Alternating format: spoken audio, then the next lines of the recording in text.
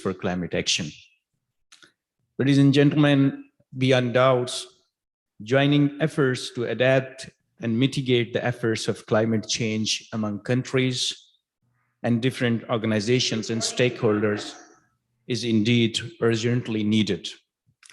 That's why we are gathered here with a bunch of the partners and collaborators to discuss a couple of objectives, like to disseminate and interpret the decisions of COP26 to member countries, to advocate the interest of member countries for conserving the environment, and define the programs to help Islamic countries to manage the effects of climate change and to federate the efforts of all international organizations under a common goal.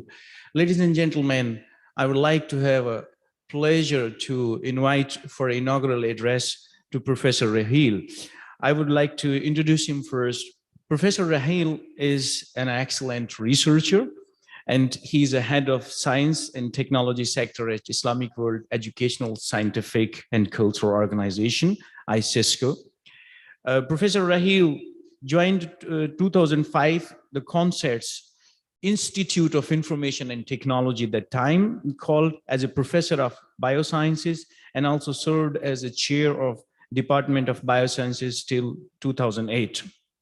Then he was appointed as the Dean of Faculty of Sciences. Meanwhile, Professor Kamar continued to serve as a research and PCR lab director at Shifa College of Medicines. Among many the leading positions in his career, he was a rector of a very distinguished university in Pakistan from 2017 to 2020. And since 2020, he's here at ISESCO. I would like to give the floor to Professor Rahil for the inaugural comments. Please, sir. Thank you very much, Dr. Sharif, for the introduction. Bismillah ar-Rahman ar-Rahim. Excellency Malik Amin Aslam, Minister for Climate Change and Advisor to Prime Minister of Pakistan. Excellency Simon Martin, Her Majesty's Ambassador to the Kingdom of Morocco. Professor Dr. Ashraf Shalan, Chairperson COMSET's Coordinating Council. Honorable delegates, ladies and gentlemen, Assalamu alaikum wa rahmatullahi wa barakatuhu, and a very good morning to you all. It's indeed my pleasure to be with you today in this hybrid webinar on COP26 outcome and commitments of the Islamic world and Africa on climate change, which is being organized by ISESCO in partnership with Muhammad VI Foundation for Environment Protection and COMSET's, along with the collaboration of UNESCO, UCLG Africa, RCR Tripoli, and FOSI Morocco, which is being held today in the premises of the Hassan II International Environment Training Center. We are thankful to our partner, Muhammad VI Foundation for Environmental Protection, for hosting this event in this beautiful center and for all the support it has provided for the success of this event. I wish you all could see the center over here. It is really exceptional, and the things that they are doing for sustainable growth of vegetation and different things is really amazing over here. Really, to understand, what climate change is and why do we need to concentrate on climate change, we really need to look at the history of Earth.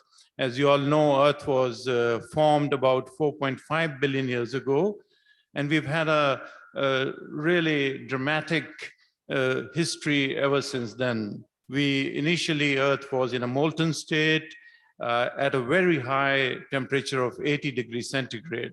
And gradually, over 1 billion years, it cooled down and stabilized into the form that we see today. Although still, life had not begun as such. And climate and the temperature were very harsh at that time. Ultimately, the environment and the climate came into being. The major gases at that time were carbon dioxide, carbon monoxide, hydrogen, ammonia, methane, nitrogen, and water. And we still did not have an ozone layer at that time. understand we are blessed with a very unique place in this solar system. We are not too far away like Uranus, which is very, very cold, and not too close to the sun like Venus, which has, temperatures in the hundreds of degrees of centigrade also. So we are ideally located at a place where life could originate. But still, Earth was very hot at that time, and with gradually cooling down, if an atmosphere had not formed at that time, it would have become very, very cold, just like Venus is. But fortunately, there were gases, carbon dioxide and methane, which formed a greenhouse effect, and the sunlight started getting trapped onto the planet. Remember, at the start, 4.5 billion years ago, the sun was 30% cooler than what it is right now. So there was a need, in order to capture heat onto this planet, there was a need to form a climate which then could result into a sustainable temperatures for life to begin. And the prebiotic era, I told you, there was no oxygen at that time, and we are still talking very cold temperatures at that time. About 2.5 billion years ago, biotic era started, and oxygen started gradually accumulating into the atmosphere. So oxygen is not native to this planet. It is sort of, you can consider it sort of a poison to the original climate which was present. All right, so with the gradual activity of different biotic forms, oxygen accumulated, and we gradually had an increase in temperature from the cold temperatures of the yesteryears. Right now and after this, we achieved a 14-degree centigrade average temperature on this planet. If we did not have the greenhouse gases, the carbon dioxide, the methane, and the ozone, which was ultimately formed from oxygen, we would have been looking at minus 18-degree centigrade temperatures, in which life, as we know today, would have been impossible. So there's certainly, some need for greenhouse gases to be present to maintain a uniform temperature and to reflect back heat onto this planet so that the planet does not get very cold. Earth has seen variable temperatures, and various, species have originated and died off. The classical example is of dinosaurs, which lived about 100 million years ago in a temperature which was about 27 degrees centigrade. And then we had either an astrological event, or we had, some other event in which there was a cloud cover on this planet, and the temperatures plummeted, and the dinosaurs really died off at that time. And this was about 100 million years ago we are talking about. And subsequently, we faced 5 major ice ages on this planet. The last ice age occurred at about 25,000 years ago. And we as the Homo sapiens sapien are really blessed that we survived that ice age. If we look at our other species, the hominini species, which included a lot of Homo erectus and Neanderthal man and all these Java man and all that, they were not able to survive that drastic drop in temperature because they were not adapted to sustain such low temperatures. So humans are really blessed that we can adapt to different kinds of environmental conditions and different temperatures. But of course, we cannot really live in conditions which would be too extreme. And that extreme which we have started seeing, over the last almost 4.5 billion years, Earth temperature and environment has been very, very, very stable over the last couple of billion years. But since the 1750s and industrialization, we have changed a drastic change in temperature. In 1750, the average temperature was 13.42 degrees centigrade. In 1980s, the average temperature was 14 degrees centigrade. And during the same period, if we look at these different greenhouse gases, carbon dioxide, nitrous oxide, and methane, we see a directly proportional increase in their concentration. Carbon dioxide went up from 280 part per million to 325 part per million, and nitrous oxide from 265 part per million to 320 part per million, and methane from 200 part per billion to 2000 part per billion. So this directly correlation of fossil fuel use and the increase in these greenhouse gases have resulted in an increase in this temperature on this planet. And if we keep going this way, we will make life very difficult, not only for us, but the rest of the biota on this planet also, be it the animals or be it the planet. So it is really not sustainable to have an increase in temperature, which will make life difficult for us. So we as human species, we have to decide, do we want to go back to the pre-biotic era where the temperatures were drastic, 80 degrees or even 50 degrees, where life was not possible?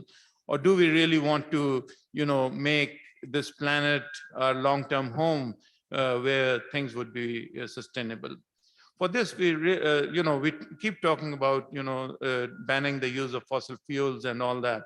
But we have to understand, the poor countries are really not in a position to move towards energy generation, which is more expensive. So they rely upon these fossil fuels and coal and oil and all that. But that is really harming the atmosphere and the planet that we live on. So we have to develop technologies which are cheap and which can be easily and very quickly implemented into the developing world as well as the developed world. If we do not do that, we will make life very difficult for us on this planet, and we'll have to look for alternate abodes, which, given the current technologies, even to travel to Alpha Centauri, which is the closest galaxy to us, the solar system, it will take about 1500 years of travel, and that is almost impossible for us to achieve. So we have to protect this planet that we live on, and we have to ensure that life is sustained on this planet. If we don't do that, our existence as Homo sapiens sapien would cease on this planet. Thank you very much. Thank you very much, Professor Rahil, for giving us the scientific tour correlating the different factors affecting the climate. Ladies and gentlemen, the guest is Professor Ashraf Shalan. Professor Shalan has been chairperson of COP26's Coordinating Council since 2016. As a reputed scientist, Professor Shalan has served a senior position in Egypt. He was president of National Research Center, NRC, the largest interdisciplinary research institute in Egypt. Professor Shalan has already played an active role in preparing Egypt's science, technology, and innovation policy and building partnership among analogous academia, government, and industry. He is the chairperson of the Coordinating Council and is with us today. We would like to give the floor to Professor Shalan for his address to today's meeting. Professor Shalan, floor is yours.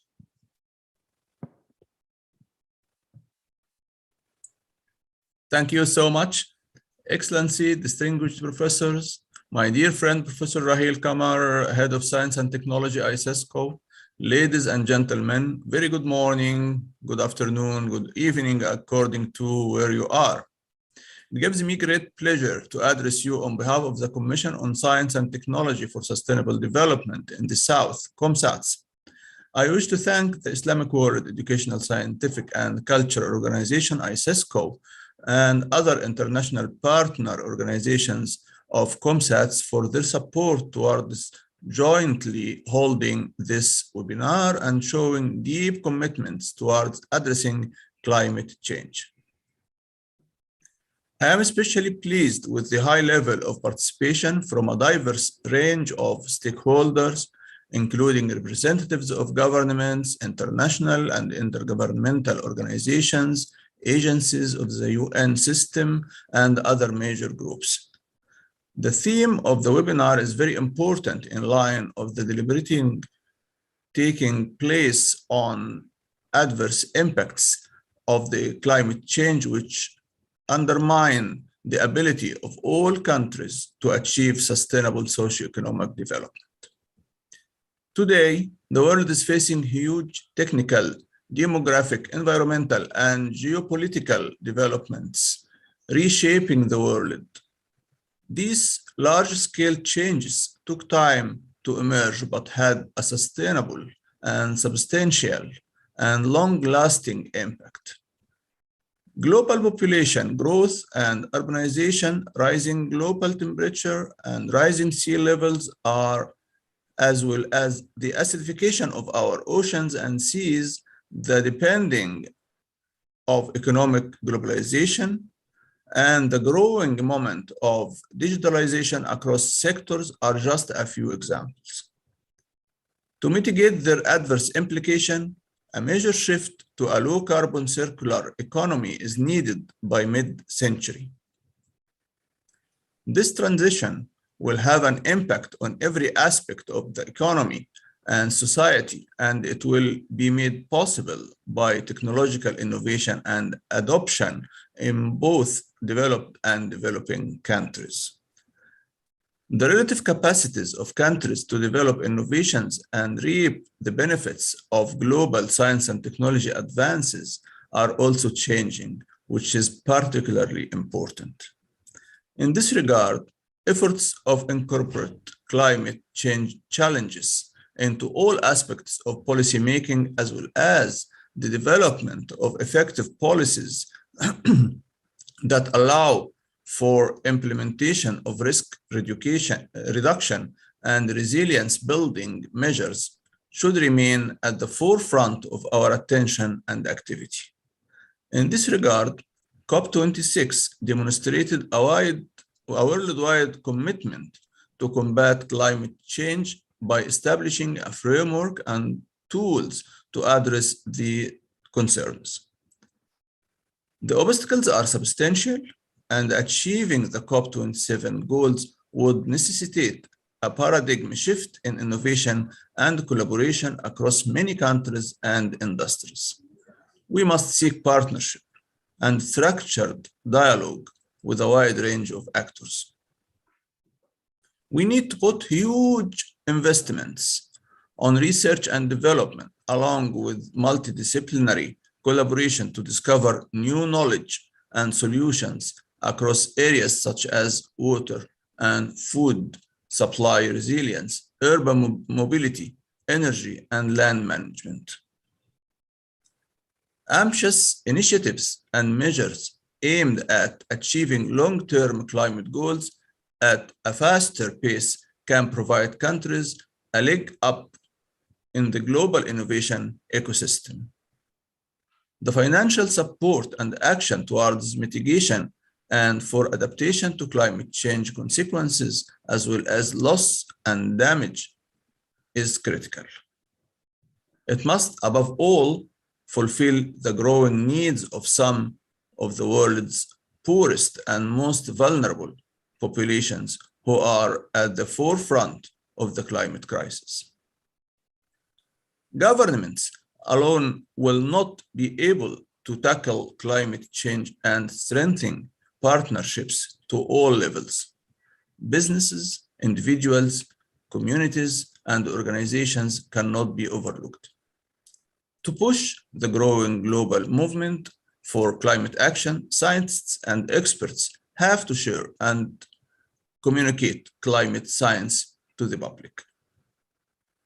COMSATS is the forefront of raising awareness on this global issue, with key stakeholders, communities, and innovation system actors, industrial, technical, and governmental. COMSATS, with an ever-growing and increasingly diverse membership spread in different regions of the South, including 3 continents, Latin America, Africa, and Asia, serves as a platform for developing collaborative activities and programs to coordinate high-quality research and foster institutional cooperation. COMSAT's network of centers of excellence, currently comprising 24 reputed R&D centers and science and technology universities, offers remarkable research and training opportunities for researchers from the developing world. We feel honored to have established COMSAT's Center for Climate and Sustainability, a virtual and physical network of centers, institutions, and organizations working on the environmental risks to achieve sustainable development goals. This center is one of a kind effort that focuses on the link between climate change and sustainable development in the South. This center works within the framework of South-South and triangular cooperation to promote, coordinate, and facilitate South-South and triangular cooperation on climate action and the achievement of sustainable development goals in accordance with developing country policy and participants and practices, as well as international obligations. In my capacity as the chairperson of COMSAT's Coordinating Council, I invite you to participate in the coming COMSAT's online activities. During this month, we have the 15th International Symposium on Natural Products with UNESCO and ICCBS Pakistan. During the next month, we have two important events related to the climate change. The first will be on the 7th of March, International Conference on Sustainable Technologies in Modern Energy, a roadmap towards green economy. And this is in collaboration with UNESCO and CUI Pakistan.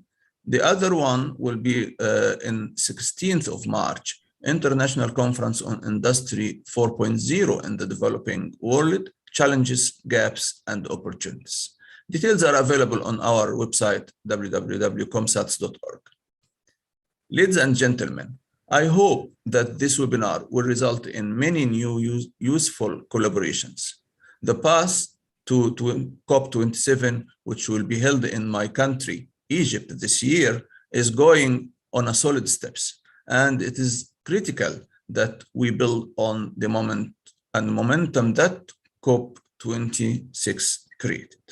I wish you all a pleasant and fruitful event, and thank you. Thank you very much, Professor Shalon, for your excellent address. Our next speaker is Mr. Jean-Pierre Mabassi, who is being represented by Dr. Najat Sarouk here in person with us today. Dr. Najat is Director of African Local Government Academy, ALGA of UCLG Africa, the Vice Chairperson of the Africa Public Service Human Resource Managers Network, and member of the board of the International Association of Schools and Institutes of Administration. Dr. Najat is a very good partner for ISESCO also, and we have been doing a lot with her in the previous years, and we hope also to have in the future the same collaboration. Dr. Najat, floor is yours for your address, please. Thank you very much. Assalamu alaikum wa rahmatullahi ta'ala wa barakatuh. CGLUA Afrique, Cité et gouvernements locaux unis d'Afrique, est vraiment honoré, mesdames et messieurs, de prendre part à ce webinaire hybride pour tirer les leçons de la COP26 et mieux se préparer pour la COP27 qui aura lieu en terre africaine. Nous sommes vraiment ravis, Excellences, mesdames et messieurs, d'être ici avec vous. Et à ce propos, je souhaite vous transmettre les sincères excuses de M. Jean-Pierre Mabassi, notre secrétaire général, qui est un Camerounais, mais devenu marocain. Il se trouve cette semaine à Bruxelles pour le sommet Union européenne et Afrique. Et la Commission européenne est l'un de nos bailleurs de fonds principaux à côté du Royaume du Maroc. Nous sommes honorés et ravis d'être avec vous et c'est dans le cadre d'un partenariat stratégique qui est scellé entre l'ICESCO et CGLUA Afrique depuis pas mal d'années et qui porte sur plusieurs secteurs qui représentent une très grande importance pour le monde que nous voulons, pour l'Afrique que nous voulons et pour le monde arabo-islamique que nous voulons. On unit nos efforts, on joint nos efforts, on collabore, on co-crée, notamment dans des domaines très importants comme la culture et le patrimoine, le climat et la résilience, la transformation digitale et les villes intelligentes. Et nous sommes vraiment très honorés de ce partenariat, notamment avec le département de Dr Qamar Rahil. Le chantier du climat et les défis climatiques, mais on doit aussi dire les opportunités climatiques, représentent une priorité pour CGLUA Afrique, notamment dans le cadre de la mise en œuvre des ODD que je vois ici représentés. Et nous avons joué un rôle très important lors de l'adoption de ces ODD, notamment l'ODD 11 qui porte sur les villes et également l'ODD 13 dédié au changement climatique. Nous le faisons à travers plusieurs leviers d'action. Il y a du plaidoyer et du lobbying. Il y a également l'autonomisation, la formation et le renforcement des capacités, l'assistance technique, la mobilisation et la recherche de ressources et de financement et la promotion de partenariats dans l'esprit de l'ODD 17, des partenariats multi-acteurs et multi-niveaux de gouvernance. Nous travaillons également sur le partage des connaissances, des bonnes pratiques, des études de cas et nous œuvrons à la création de communautés de pratiques comme celle sur laquelle nous travaillons notamment avec l'ICESCO, avec le Centre 4C Maroc, avec ADEME de France, etc., pour ne citer que cela. Pour ce faire, nous avons mis en place une task force climat dans le cadre de la COP qui s'est tenue en Pologne, à Katowice. C'est une task force qui œuvre aujourd'hui à préparer les collectivités locales à intégrer le marché financier dédié au climat. Nous avons une académie que j'ai l'honneur de diriger, c'est l'Académie africaine des collectivités territoriales, qui est dédiée à l'investissement dans le capital humain que nous considérons comme la ressource la plus importante pour l'Afrique. Nous sommes en train de lancer une agence pour le financement des collectivités territoriales qui va permettre à nos membres d'accéder au marché financier. Et comme valeur ajoutée dans notre dynamique, qu'on peut apporter dans cette dynamique que vous avez créée, Excellences, Mesdames et Messieurs, nous avons aussi la légitimité et le mandat de porter et représenter la voix des collectivités territoriales africaines. On est un réseau de quelques 54 associations nationales et régionales de collectivités territoriales qui couvrent les 5 régions africaines et nous travaillons également sur la 6e région qui est la diaspora. On a mis en place plusieurs réseaux. L'un des plus importants, c'est le réseau des femmes élues locales d'Afrique et nous allons en parler tout à l'heure parce que c'est un levier très important lorsque nous luttons et nous œuvrons pour les changements climatiques en mobilisant le genre et en mobilisant les femmes au niveau territorial. Et pour mieux nous connaître, Excellences, Mesdames et Messieurs, nous vous invitons à nous honorer de votre présence lors de ce qu'on appelle le flagship event de CGLUA Afrique, qui aura lieu pour la première fois dans une ville intermédiaire au Kenya, à Kisumu, du 17 au 21 mai de cette année, et qui est dédié au thème suivant, le rôle des villes intermédiaires dans la mise en œuvre de l'agenda 2030 et de l'agenda africain 2063. Pendant ce sommet, il y a toute une journée qui est dédiée au climat et bien sûr à tous les sous-thèmes, la résilience, l'adaptation, l'atténuation des domaines que nous allons aborder pendant ce webinaire. Il y a également des side events et nous avons l'honneur d'organiser un side event avec le Centre 4C Maroc, dont je remercie Madame la directrice générale ici présente pour sa confiance, avec l'agence ADEME. Et c'est encore ouvert à toutes les bonnes volontés pour aller porter la voix et faire du plaidoyer, apprendre des autres, échanger les bonnes pratiques, nouer des partenariats. Il y a également un salon international qui est dédié à tous ceux qui agissent ou interagissent dans l'écosystème de la décentralisation, de la gouvernance locale, du développement local et du développement territorial, bien sûr, y compris en matière de changement climatique. Mesdames et messieurs, sans trop tarder, je nous souhaite une excellente activité pour justement apprendre de cette COP26, mais mieux se préparer pour la COP27. Merci pour votre attention.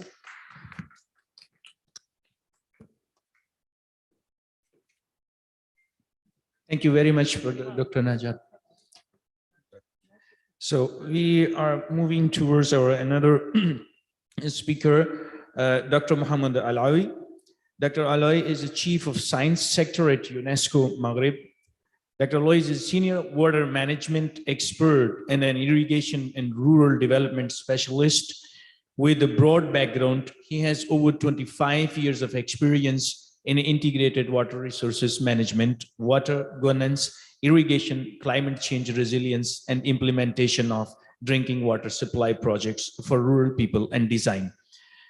He's among us today here in the room, and I would like to invite him for his speech. Sir.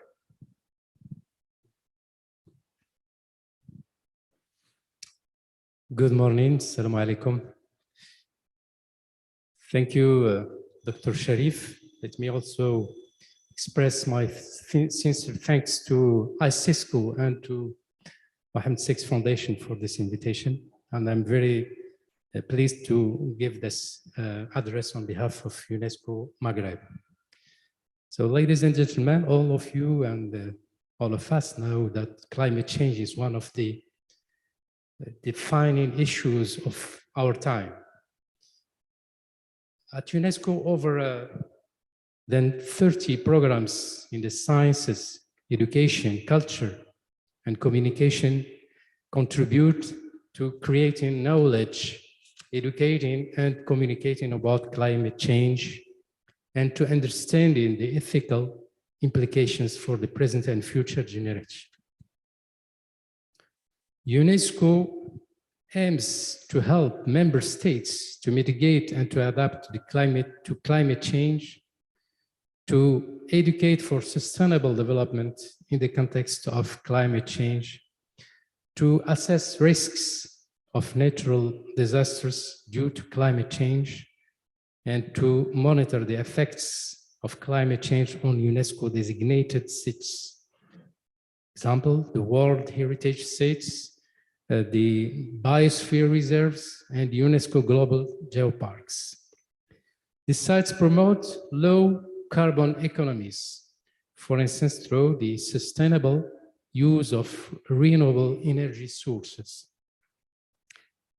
The complexities involved required enhanced progress in providing education, public awareness, and training of societies around the world to better understand, mitigate, and adapt to climate change. Such progress will create and inform citizens on a knowledgeable workforce and enlightened government officials. Climate change is increasingly recognized as the driver of biodiversity change, with the most rapid increase in impacts and related cascading effects on human livelihoods. Loss and degradation of biodiversity, such as forests, is also an important driver to climate change.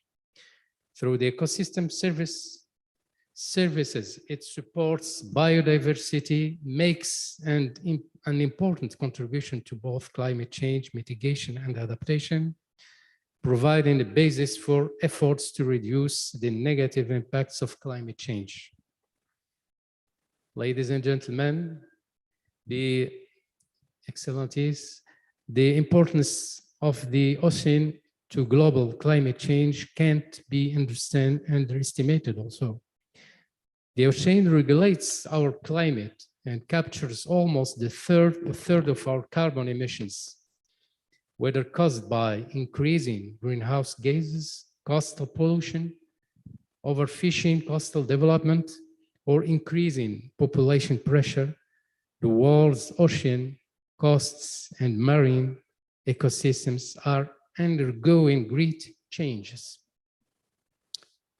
Excellencies, ladies and gentlemen, in 2017, the UNESCO General Conference adopted a new strategy for action on climate change, which outlined UNESCO's 4-point strategy to support member states adapt to climate change and mitigate its effects on their citizens and territories over the period 2018 and 2021. The strategy is designated around 4 pillars: the climate change education, scientific cooperation, culture, and social inclusion. This is done in line with member states' nationally determined contributions, indices, the famous indices, to the Paris Agreement and geared towards realizing the 2013 Agenda for Sustainable Development, notably Sustainable Development Goal SDG 30. Si vous permettez, je passerai quelques mots en français également pour les collègues connectés que je remercie d'avoir participé à cette rencontre hautement stratégique pour une région qui souffre de l'impact, qui est frappée de l'impact du changement climatique. C'est la région de l'Afrique du Nord notamment, et toute l'Afrique, qui sont des faibles émetteurs de gaz à effet de serre, mais qui subissent de plein fouet l'impact du changement climatique. Et s'il y a un secteur qui serait le plus impacté par le changement climatique, c'est bien le secteur de l'eau. Et ici au Maroc, on vit actuellement une sécheresse exceptionnelle, avec un déficit qui dépasse les 65% en termes de précipitations, et des impacts vraiment inimaginables sur la sécurité hydrique du pays. Ça, ce n'est pas le cas seulement du Maroc, c'est également le cas de l'Espagne. Et c'est pour vous dire que ce secteur de l'eau occupe une place de choix dans les programmes de l'UNESCO à travers le programme hydrologique intergouvernemental et une stratégie d'adaptation au changement climatique. Je vous donnerai juste 2 exemples avant de conclure. À l'échelle du Maghreb, on est en train de travailler sur un guide pour destiné aux acteurs de l'eau, qui va leur permettre d'adopter une approche scientifique pour inclure le changement climatique d'une façon anticipative dans les politiques de la gestion de l'eau, la prise en compte du changement climatique avant de commencer à parler de stratégie long-termiste. Deuxième volet sur lequel on travaille également, c'est l'adaptation des cursus de formation des ingénieurs et des masters dans les sciences de l'eau pour leur donner les connaissances nécessaires en matière d'appréciation de l'impact du changement climatique et aussi de la prise en compte et de la contribution. Ce sont les futurs décideurs, les décideurs de demain, qui vont peut-être être appelés à relever ce défi à travers la mise en place de politiques publiques adaptées dans ce secteur. Merci et désolé si j'ai débordé un peu de temps. Merci. Thank you very much. Thank you very much, Dr. Olay. Ladies and gentlemen, let's move to our guest of honor, His Excellency Simon Martin. His Excellency Simon Martin was appointed as Her Majesty's Ambassador to the Kingdom of Morocco in February 2020.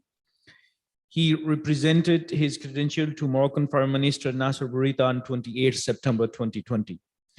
Prior to His Excellency's appointment in Morocco, His Excellency Martin was British Ambassador to Manama, Bahrain from 2015 to 2019, Deputy Private Secretary to the Prince of Wales and the Duchess of Cornwall from 2012 to 2014.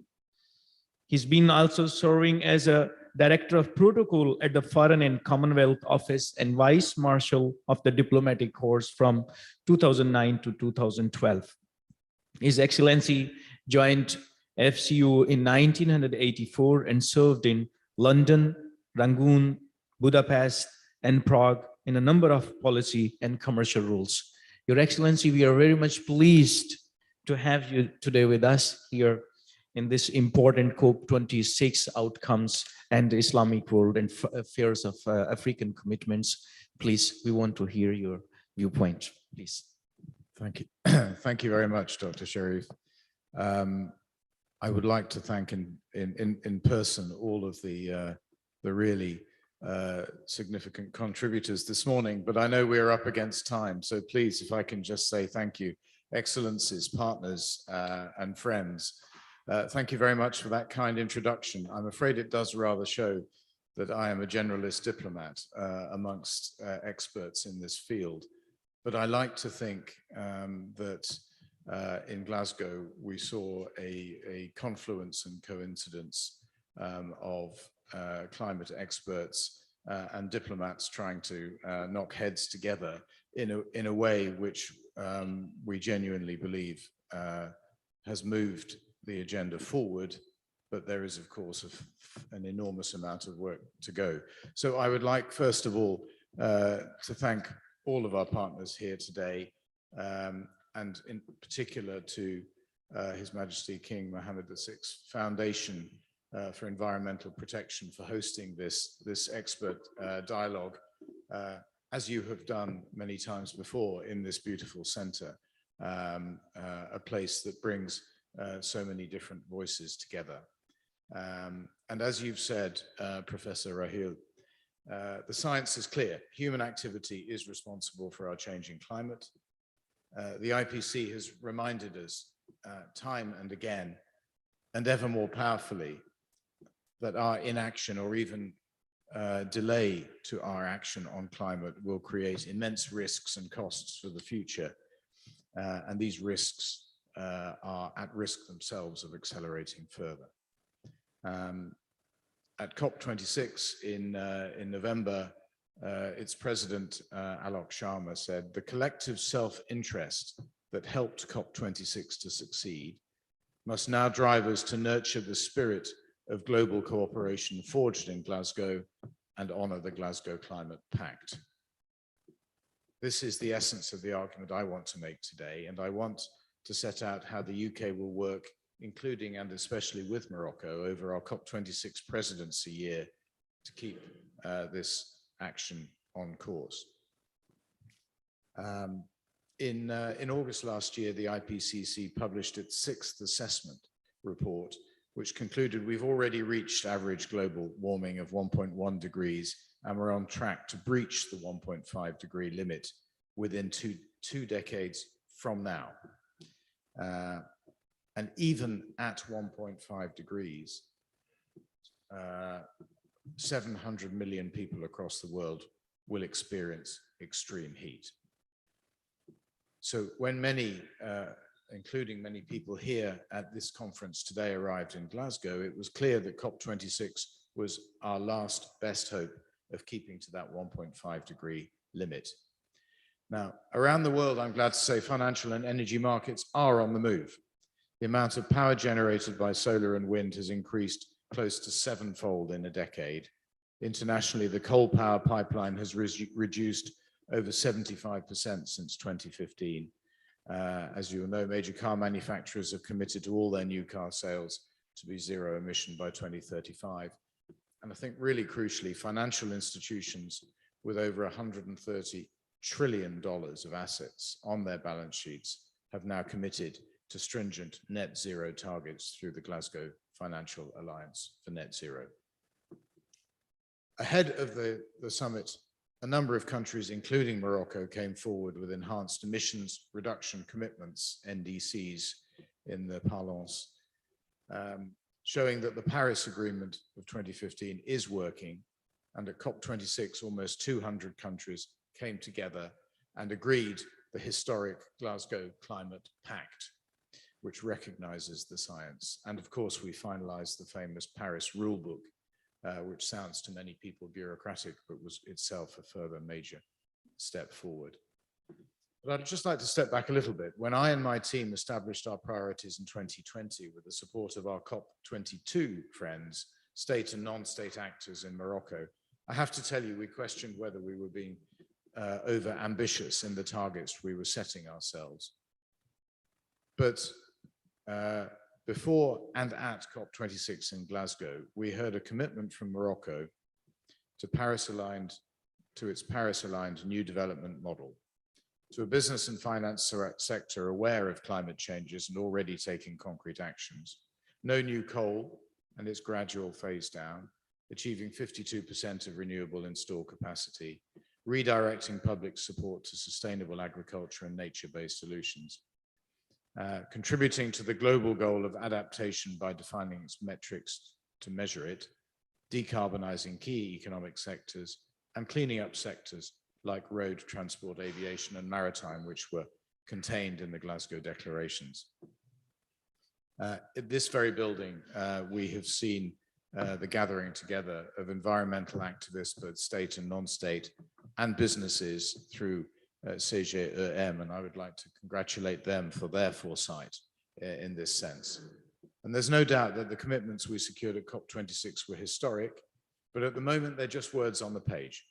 So the absolute focus for the UK's COP26 presidency year is delivery.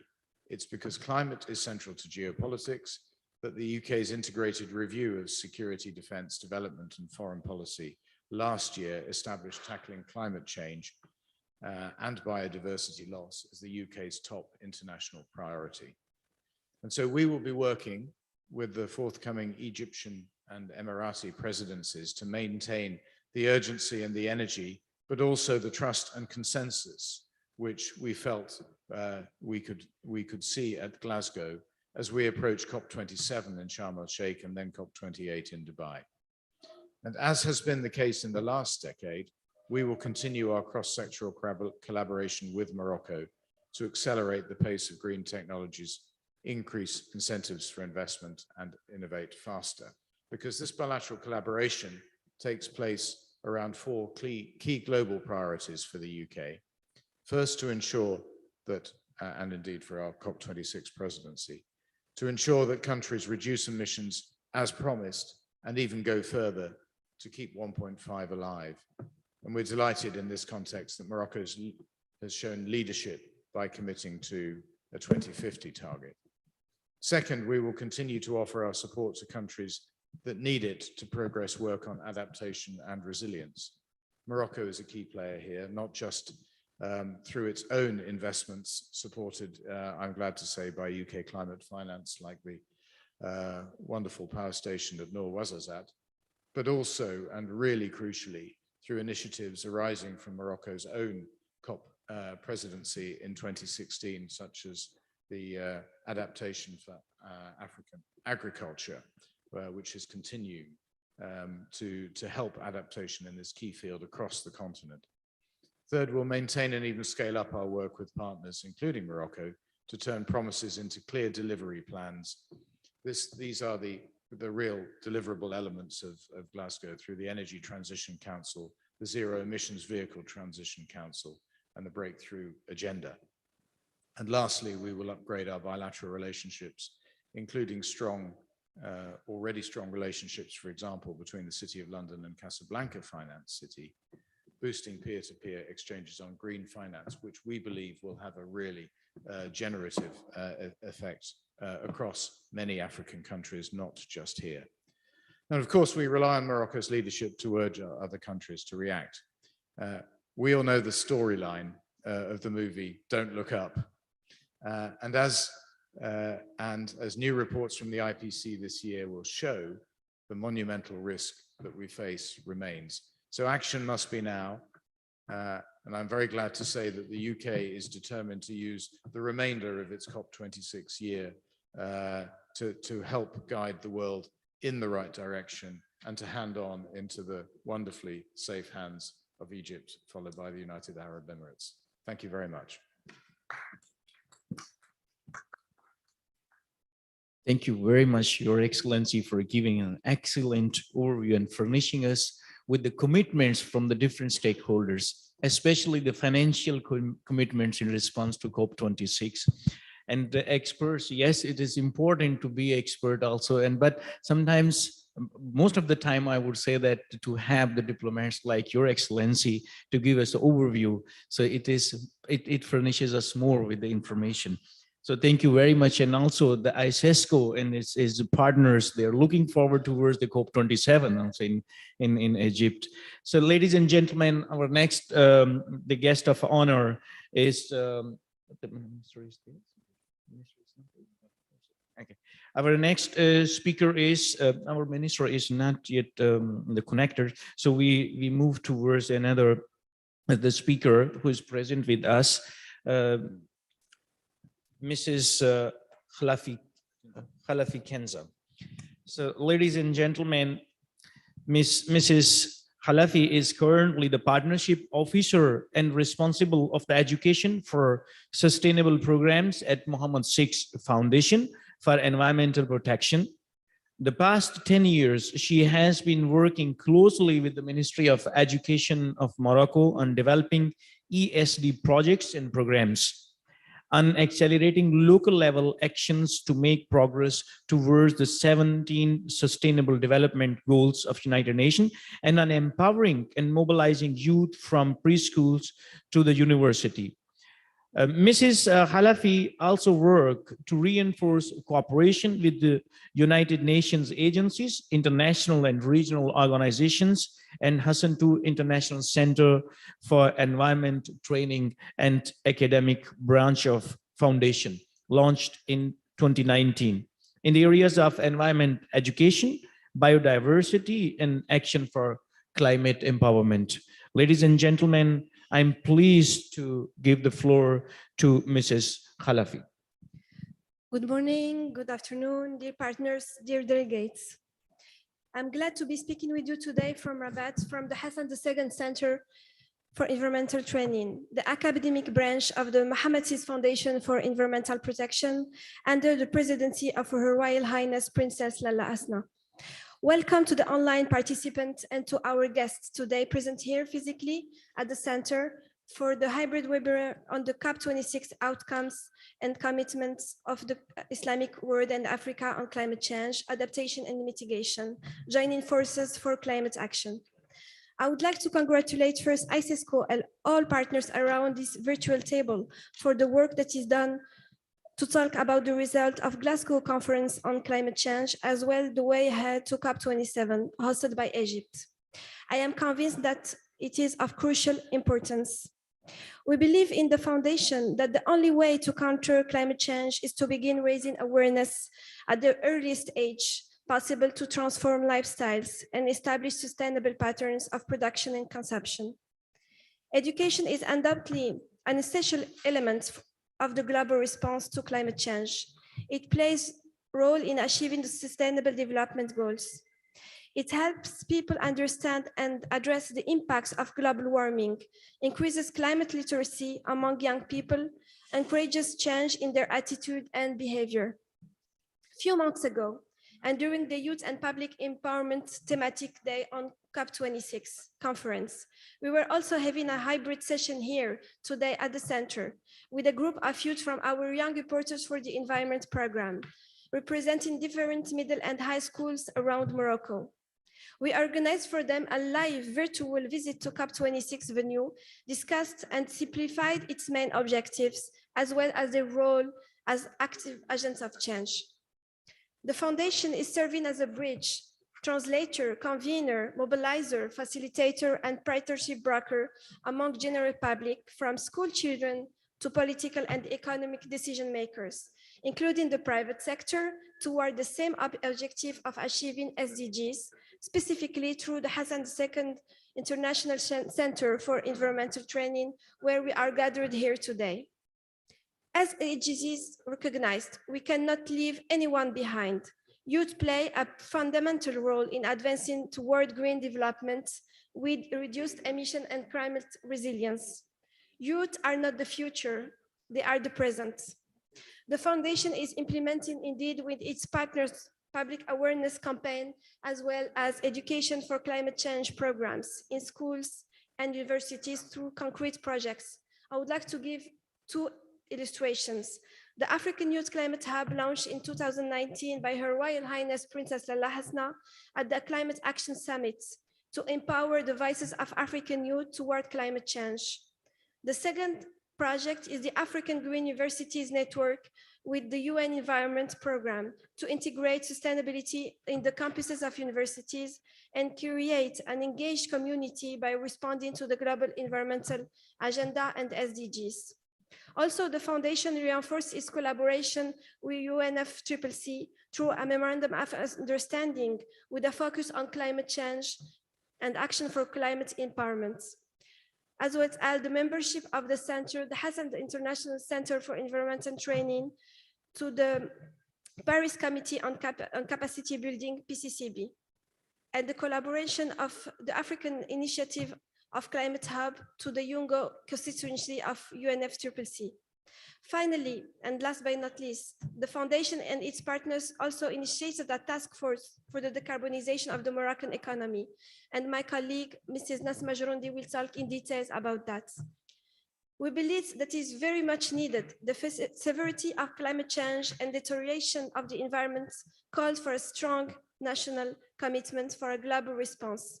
As our community is part of this, our response needs to be strong and global, and cooperation is the key. Thank you to ISESCO and all partners who worked to hold today's event. A special thank also to the CONSAT for the technical support. Thank you for the translators that are also online. Thank you to everyone working behind the scenes. Thank you to everyone. The floor is yours.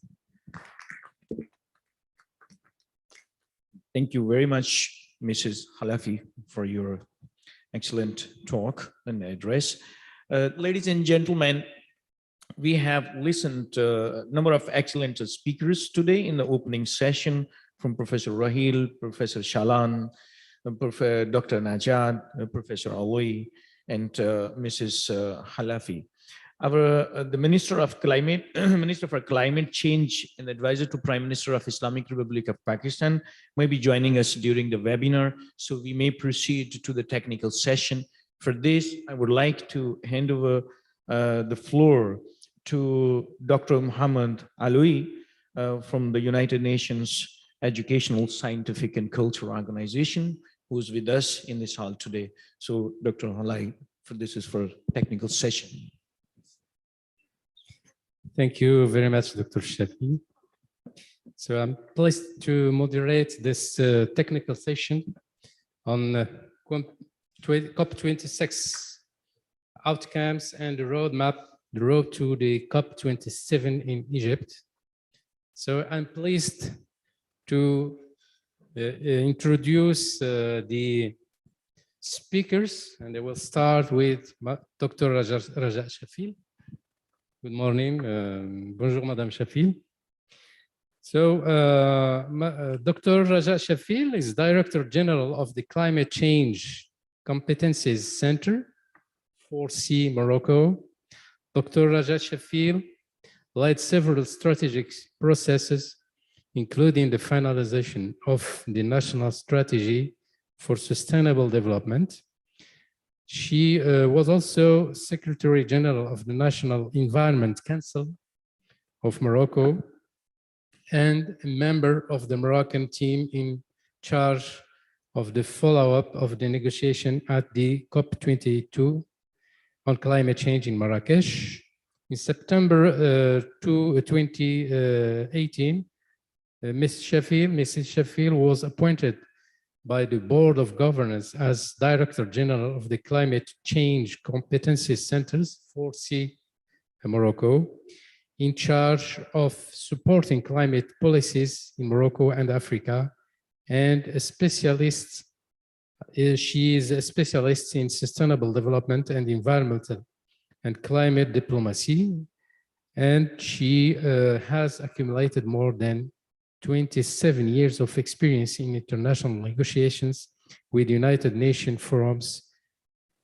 Mrs. Shafil is currently a member of the Royal Commission on the New Development Model of Morocco.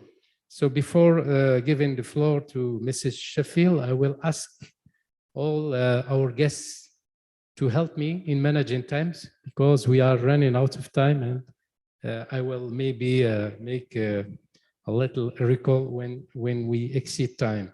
So Mrs. Sheffield, you have, according to the program, I think 15 minutes for your intervention. Thank you very much. Merci beaucoup, Monsieur Alaoui.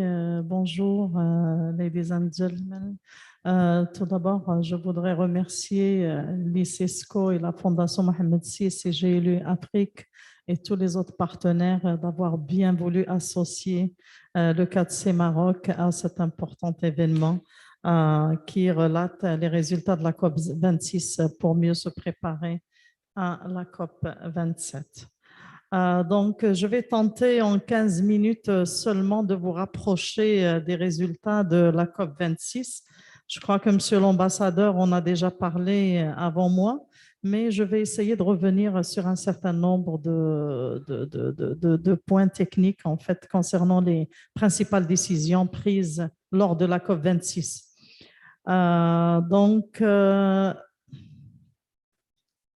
Alors, comme introduction, pour illustrer l'importance de la conférence de Glasgow sur les changements climatiques, il y a lieu de rappeler que cette conférence de Glasgow, en fait, a consisté en plusieurs réunions. D'une part, la 26e réunion de la conférence des parties, la COP26, la 16e réunion de la conférence des parties agissant en tant que réunion des parties au protocole de Kyoto, la CM16, la 3e réunion de la conférence des parties servant en tant que réunion des parties à l'accord de Paris, la CMA3, et les 52 à 55e réunions des organes subsidiaires, donc SBI et SEBSTA. Et il s'agissait en fait du plus important rassemblement de chefs d'État et de leaders d'organisations intergouvernementales jamais organisées à ce jour. Alors, 196 États, donc bien sûr, ont participé à cette COP26. Alors, pour la participation du Maroc, le Maroc a été bien sûr représenté par une importante délégation conduite par M. Aziz Akhnouch, donc le chef de gouvernement, et avec d'autres ministres comme M. le ministre de l'Agriculture et Mme Laïla Ben Ali, ministre de la Transition énergétique et du Développement durable. Et comme on le sait, Sa Majesté le Roi, que Dieu l'assiste, a adressé un message très important aux participants à la COP26 qui a été présenté par monsieur le chef de gouvernement et dans lequel Sa Majesté, que Dieu l'assiste, a bien voulu préciser que le Maroc appuie son engagement multidimensionnel en faveur des questions du climat en rehaussant ambitieusement le seuil de sa contribution déterminée au niveau national, soit l'équivalent d'une réduction des émissions des gaz à effet de serre de 45,5% d'ici à 2030. Le Maroc se joint aux pays africains frères dans une adhésion plus affirmée aux efforts de lutte contre les effets dévastateurs du changement climatique. Ce sont là quelques extraits du discours de Sa Majesté le Roi, que Dieu l'assiste, adressé à la COP26, dans lequel Sa Majesté a bien voulu réaffirmer l'engagement du Maroc à aller de l'avant en termes d'ambition de limitation de ces émissions de gaz à effet de serre, même si elles ne sont pas très importantes. Alors maintenant, on le sait, le principal résultat de la COP26 fut l'adoption du pacte de Glasgow pour le climat. Et l'adoption de ce pacte était une décision politique sans précédent en faveur d'une réponse climatique plus ambitieuse de la part de tous les pays du monde. Alors, ce pacte concernait notamment l'atténuation des émissions de gaz à effet de serre, l'adaptation aux effets des changements climatiques, la question des pertes et préjudices, la finance climat et bien sûr les technologies et le renforcement des capacités. Et monsieur le Premier ministre britannique avait déclaré à l'époque qu'il y avait encore donc beaucoup d'efforts à faire par les nations du monde à l'avenir pour lutter contre les impacts néfastes des changements climatiques.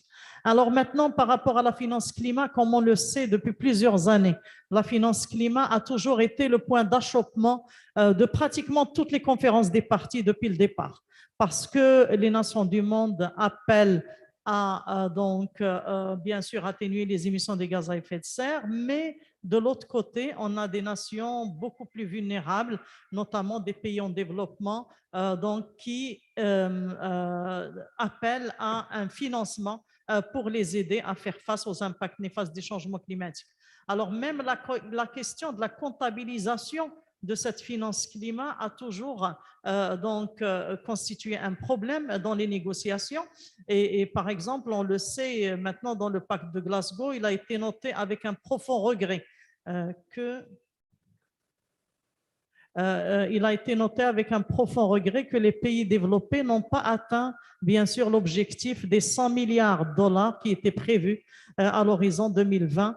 Selon les estimations de l'OCDE, le financement total du climat a atteint seulement 79 milliards de dollars en 2019, mais la question de la comptabilisation de cette finance climat elle-même pose problème puisque dans cette comptabilisation, comme on le sait, il y a toujours la question de l'aide au développement. Donc, les pays en développement appellent à ne pas considérer l'aide au développement donc, en tant que finance climat parce que les pays en développement sont aux prises avec d'autres problématiques en ce qui concerne l'éducation, la santé, les services de base, etc. Et donc, les pays en développement, justement, ont toujours dénoncé le fait que les prêts à des taux d'intérêt souvent très élevés sont également inclus dans ces comptabilisations de la finance climat, ce qui a fait que même les rapports de l'OCDE n'ont pas toujours trouvé écho auprès du G77 et de la Chine et donc auprès des pays en développement. Alors, ce qu'il faut savoir, c'est qu'à l'issue des négociations de la COP26, le fonds d'adaptation a atteint 356 millions de dollars comme promesse de la part des pays développés et que donc ce fonds sera destiné exclusivement donc à financer les projets d'adaptation et que surtout il sera financé surtout par des subventions plutôt que par des prêts. Donc au moins là, c'est précisé qu'il ne s'agit pas de prêts, par exemple, pour les pays en développement pour financer leurs besoins en adaptation.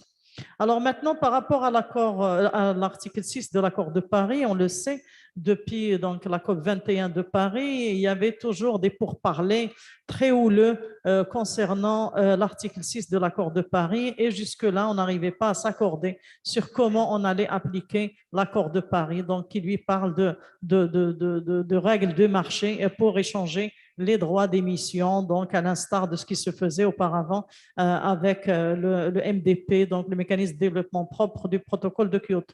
Alors, les négociations quand même à Glasgow ont tenté de trouver un équilibre et en fin de compte, les négociations ont convenu d'éviter le double comptage, quoique ils ont décidé également d'autoriser le report d'anciens crédits carbone générés depuis 2013 dans le cadre du MDP, ce qui risque en fait de diminuer de l'efficacité de ce mécanisme, mais seul l'avenir nous le dira justement quand on va commencer à appliquer vraiment donc les règles du marché en vertu de l'accord de l'article 6 de l'accord de Paris.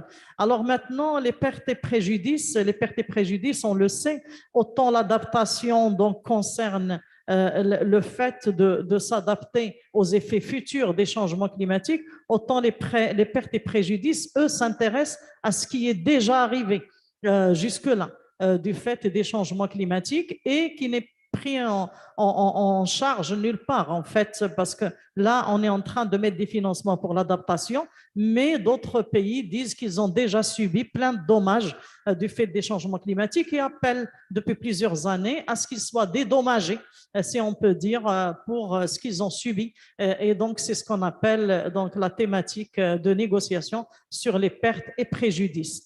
Alors, un certain nombre de pays vulnérables, bien sûr, au changement climatique, comme les pays insulaires, par exemple, qui ont perdu, pour certains, une bonne partie de leur terre, ont plaidé pour que la COP26 crée un nouveau mécanisme de financement dédié aux pertes au préjudice.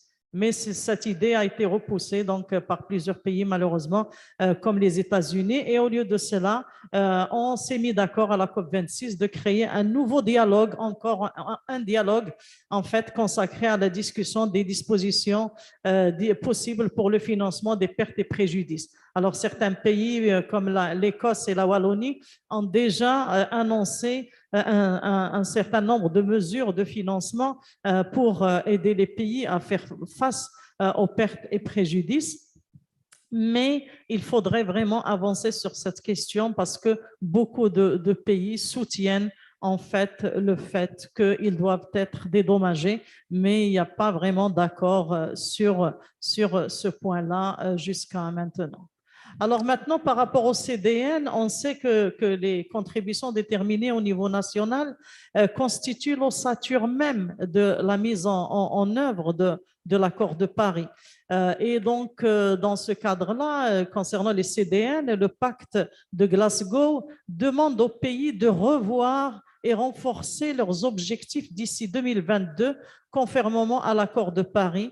Le pacte a ainsi appelé les pays qui n'ont pas encore communiqué de nouvelles contributions déterminées au niveau national ou de mise à jour de celles-ci de le faire avant la COP, donc avant la COP 27. La décision prise à Glasgow demande également à tous les pays qui ne l'ont pas encore fait de soumettre des stratégies à long terme à l'horizon 2050 et donc que les pays les pays qui ont soutenu cette déclaration ont dit qu'ils sont résolus à poursuivre leurs efforts pour limiter l'augmentation de la température à 1,5 degré Celsius et pas au-delà. Seulement, le problème qui se pose, c'est que toutes les CDN cumulées qui ont été présentées jusqu'à ce jour par tous les pays du monde qui ont bien voulu présenter une contribution déterminée au niveau national, selon les estimations de la CNUC, estime que malgré ces CDN, il y aurait quand même un réchauffement de la planète de 2,7 degrés d'ici 2100.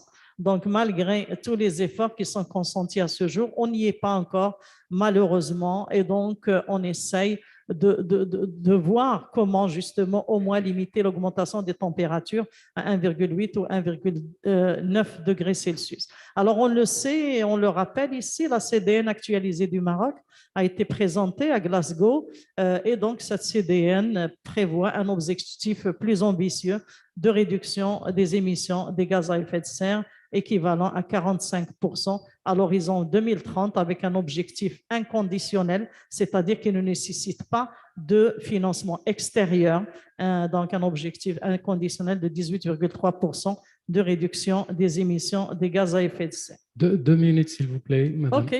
Alors, les autres points saillants des négociations ont été peut-être l'un des plus importants, était l'objectif mondial en matière d'adaptation.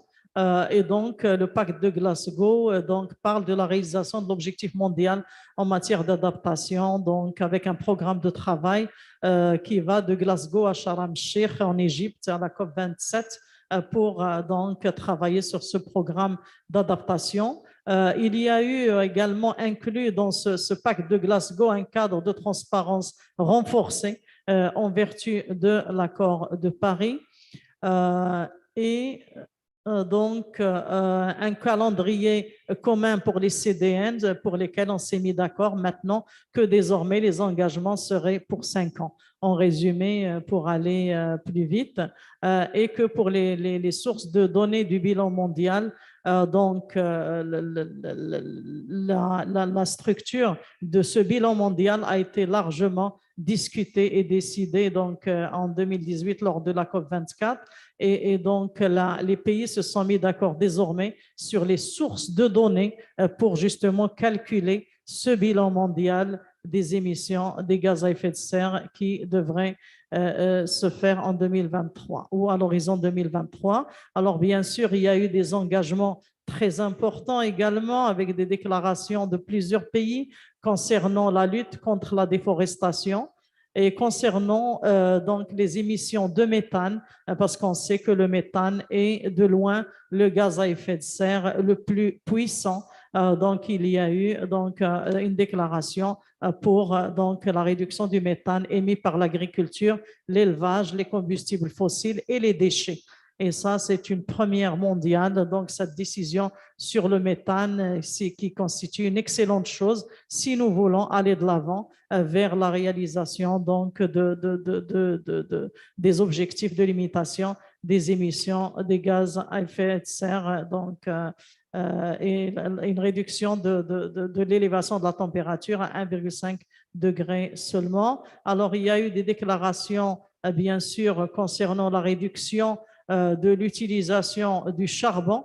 Donc, ça, c'est très important. Et donc, beaucoup de pays se sont engagés justement pour ne plus donc donner de subventions à l'utilisation des combustibles fossiles et notamment au charbon. Le Maroc, par exemple, s'est engagé dans le cadre de cette alliance à éliminer progressivement le charbon, à réduire les subventions aux combustibles fossiles et à améliorer l'efficacité énergétique de 15%. Donc, c'est un objectif chiffré en 2030 et donc je crois que cela nécessite la conjugaison de tous les efforts.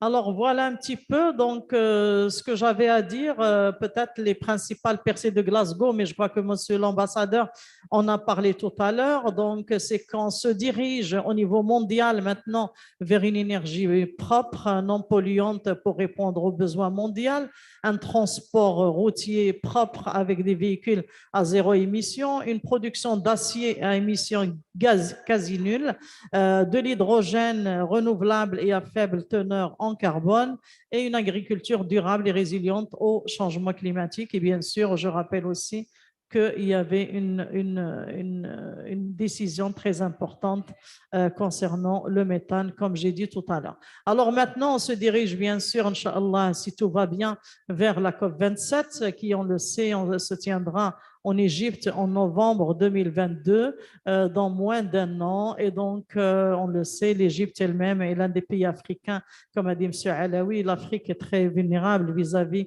des effets néfastes des changements climatiques. Et certainement que l'Égypte, en tant que pays vulnérable et en tant que pays africain, va donc appuyer des décisions concernant donc les pays africains pour les aider à mieux s'adapter au changement climatique. Donc voilà ce que j'avais à dire. J'espère que je n'ai pas été longue et que je n'ai pas été trop rapide. Merci encore pour votre attention et au nom du 4C Maroc, je remercie encore les organisateurs d'avoir bien voulu nous associer à cet important webinaire. Merci. Merci beaucoup. Merci beaucoup, Dr Raja Shafil. Bon, je sais que si on vous donne plus de temps, c'est avec plaisir qu'on va vous écouter, mais malheureusement, avec la contrainte du temps, on est obligé d'écourter pour permettre à nos invités d'interagir avec les panélistes dans la dernière session parce qu'il faut aussi laisser la place aux discussions. So I'm very pleased to introduce the next speaker, who is one of my friends, and I will be happy to see him in Morocco. He's from Morocco, Dr. Jawad Al-Kharraz. I don't know if he's connected with us. Yes, merci beaucoup. Okay. Dr. Jawad Al-Kharraz is the Executive Director of the Regional Center for Renewable Energy Efficiency, with over 20 years of experience in various sustainable energy fields, including energy policies, wind and solar technologies, and green hydrogen, in addition to water management, desalination, water energy, food, climate nexus, and environment. Prior to joining RCREE, the Dr. Kharraz held the position of Director of Research at the Middle East Desalination Research Center in Oman. Through his journey in sustainable energy fields, he coordinated and contributed to several international programs. He carried out projects for international donors such as GIZ, SIDA, ISDB, and USAID. Dr. Jawad Kharraz obtained his MSc and PhD degrees in physics from the Department of Earth Physics and Thermodynamics, University of Valencia, Spain. The floor is yours. Merci de respecter le temps. Je sais que tu es parfaitement bilingue, trilingue même avec l'arabe. Merci beaucoup. beaucoup. Je lance aussi un défi, un appel à nos futurs intervenants de faciliter la tâche aux interprètes. Je remercie d'avance. Il y a le défi de respecter le temps, mais aussi de permettre aux interprètes de mieux traduire vos propos. Merci. The floor is yours. Merci beaucoup, c'est Mohamed Alaoui. Excellencies, ladies and gentlemen, good morning, everyone. First of all, I would like to thank ICISCO, the Mohammed VI Foundation, COMSAT, UNESCO, UCLG Africa, and all partners organizing this interesting webinar. It's a pleasure to be with you today. So I was asked to talk about a specific topic, which is building low carbon energy innovation systems. Before getting into details, I would briefly present RICRI, the Regional Center for Renewable Energy and Energy Efficiency. We are an intergovernmental organization based in Cairo. We have 17 Arab countries on board. We are the technical arm of the League of Arab States Energy Department. We have been leader in clean energy policy dialogues, strategies, technologies, capacity development, investments, and project support. And we have been supporting Arab countries in their energy transition journey still. Yes, we have our office is in Cairo, and we have a huge, big network in the Arab region. The main areas of RICRI, we work on policy reform and support through supporting action plans, strategies related to sustainable energy, all aspects related to legal, regulatory, contractual framework support. We also generate knowledge. We collect data from our Arab member states, and we produce an interesting indicators called AFEX related to renewable energy and energy efficiency. We do a lot of capacity building, and also we play a role in promoting the investments of private sector in the sectors of renewables and energy efficiency. We also do studies related to the financial and technical aspect, also the impact assessment of socio-economic impact assessment of energy projects. And we have also some activities in the areas of climate change and environment and social impact assessments. And finally, we do standardization. We have some certified programs that we promote in the region. Just to show you a concrete example where we work in areas related to climate change, we developed what we call indice tracking tool, where we assess the progress of Arab countries in terms of energy efficiency measures in their national determined contribution indices. So this is one of the activities that we are doing right now. So talking about energy innovation, as you know, innovation is a key factor that will drive the energy transition process in order to decarbonize the energy sector. And we know that also energy innovation offers us the best chance to solve three urgent and interconnected problems: climate change first, worldwide insecurity over energy supply, and also growing energy demand. The innovation in renewables in concrete includes technology breakthroughs, improvements to the existing renewable technologies. We have new business models, also new type of financing that could reduce the cost and improve the access to the financial means, and also enabling policies and regulatory innovations that really provide the right environments and provide incentives for the market access and growth. And so whatever you think the energy problem is, advances or progress in innovation are an important part of the solution. And they can, among others, reduce the cost of energy end-use forms to consumers, increase the productivity of manufacturing, increase the reliability and the resilience of energy systems against disruptions, also minimize the environmental impact of energy resource exploration, extraction, and transport, etc., reduce the emissions of hazardous air pollutants, slow the build-up of greenhouse gases, also improve the prospect of environmentally sustainable and politically stabilizing economic developments. If we look at the whole energy innovation ecosystem, obviously the urgent need for solutions to decarbonize this energy sector needs or requires combining various policy instruments across the whole technology life cycle, from R&D on innovation and research until the scale up or the market uptake of the technology. When we talk about energy innovation, we talk about some 4 elements. First, the performance, that could be governments and their labs, firms, and universities, NGOs, etc., all this kind of stakeholders. We talk about funders, so where we get the financial means to support such innovations, and also measures, spending, patents, publications, technology performance related to cost efficiency or emissions reduction, etc., and links to basic research, applied research, development, demonstration, deployment, etc. We talk now about, we have very ambitious targets toward 2050 globally, and we saw in Glasgow many announcements where we're talking about net zero emissions by 2050. This is a very ambitious objective or target, but without a major acceleration in clean energy innovation, it will be really difficult to achieve such an objective. Technologies that are available now in the market today provide nearly all of the emissions reductions required to 2030 to put the world on track for net zero emissions by 2050. But reaching such emissions will require the widespread use after 2030 of technologies that are still under development today. There are many technologies are now going on or in development in laboratories, and they need to to get into the market or upscale such technologies to get into the industry. In 2050, almost 50% of CO2 emissions reductions come from technologies currently at demonstration or prototype stage. So that means that we will have to wait 6 or 9 or even more years to get it into the market. Major innovations are vital in this decade so that technologies necessary for net zero emissions reach market as soon as possible.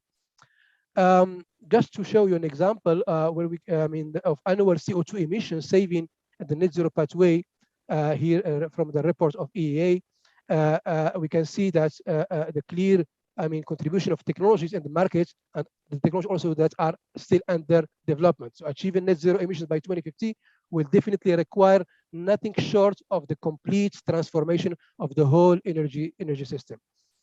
Preparing the next phase of the transition, a clean energy transition must accelerate rapidly, definitely, with government putting R&D, demonstration, and deployment at the core of energy and climate policy. Government also R&D spending need to be increased and need to be put in priority. Critical areas such as electrification, green hydrogen, bioenergy, carbon capture, utilization and storage today receive only around 1/3 of the level of public R&D funding of the more established low carbon electricity generation and energy efficient technologies. Support also is needed to accelerate the rollout of demo projects to leverage private investment in R&D and to boost overall deployment levels to help reducing the cost.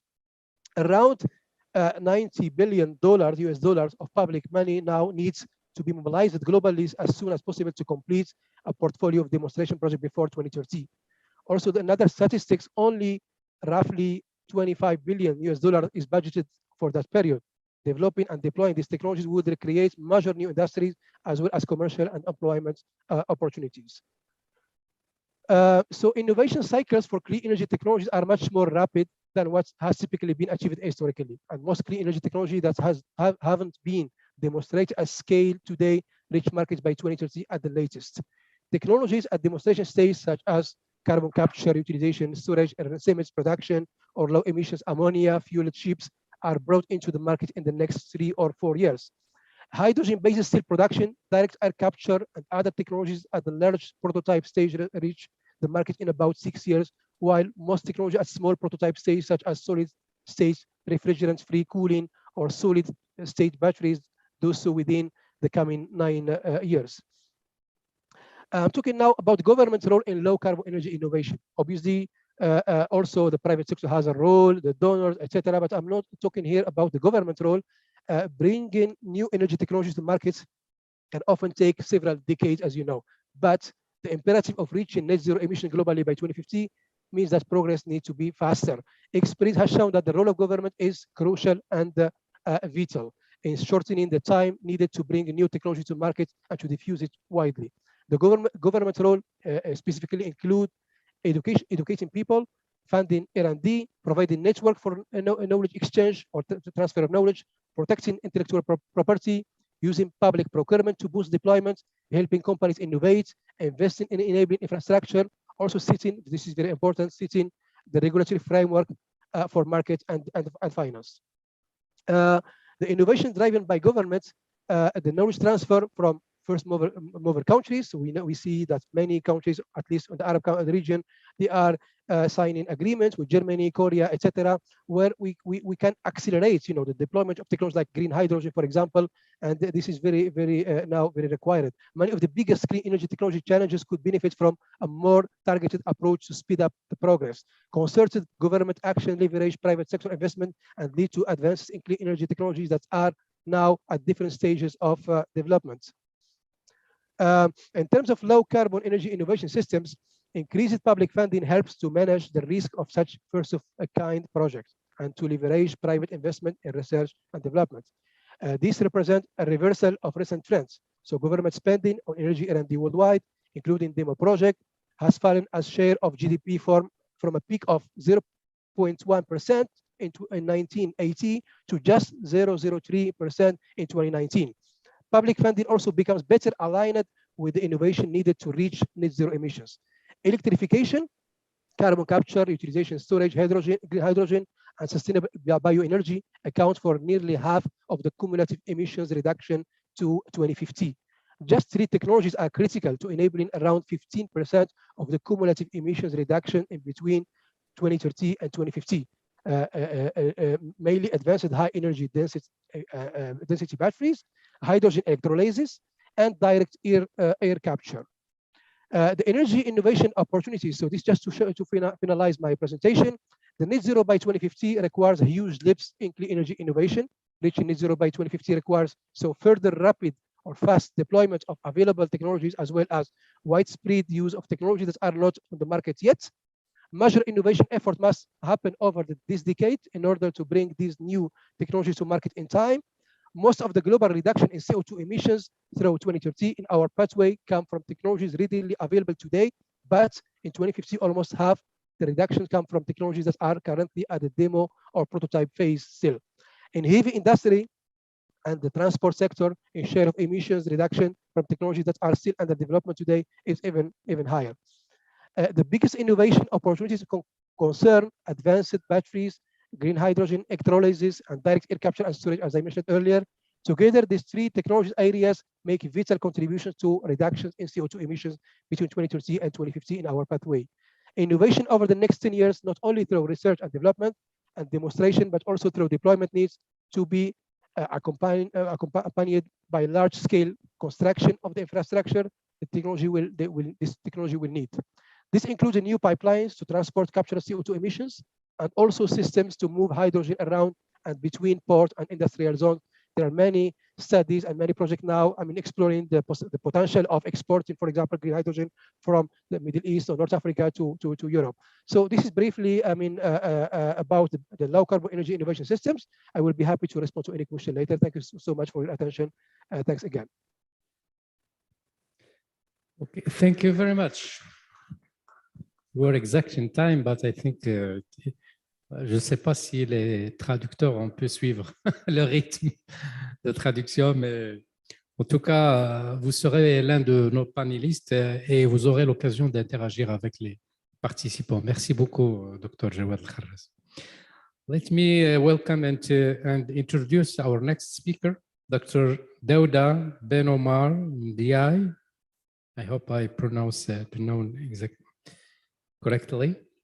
Dr. Daouda is a lead climate adaptation specialist at the Islamic Development Bank, coordinating ISDB's activities related to climate change adaptation.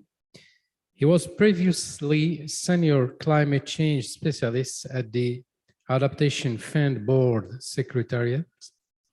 Dr. Daouda has previously worked with multilateral and national institutions as a technical advisor on natural resources management issues and environment finance, including as a regional technical advisor at UNDP's Regional Center for Western and Central Africa, supporting UNDP countries' offices in the design and implementation of biodiversity and land degradation projects. Dauda also holds a PhD in ecology and a master's degrees in business administration. The floor is yours, and the same request for you, please. Respect the allocated time is 15 minutes. Thank you very much. Thank you very much. Can you hear me? Yes, but I don't know if the quality is good. Is the quality good? It's quite good. Okay. Thank you. So I will make a presentation on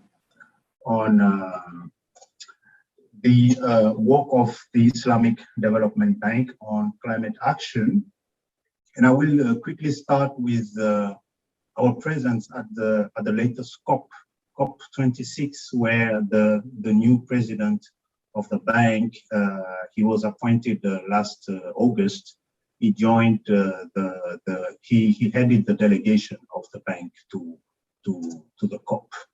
So we have been actively involved not only at the bank level but also at the level of the other entities of the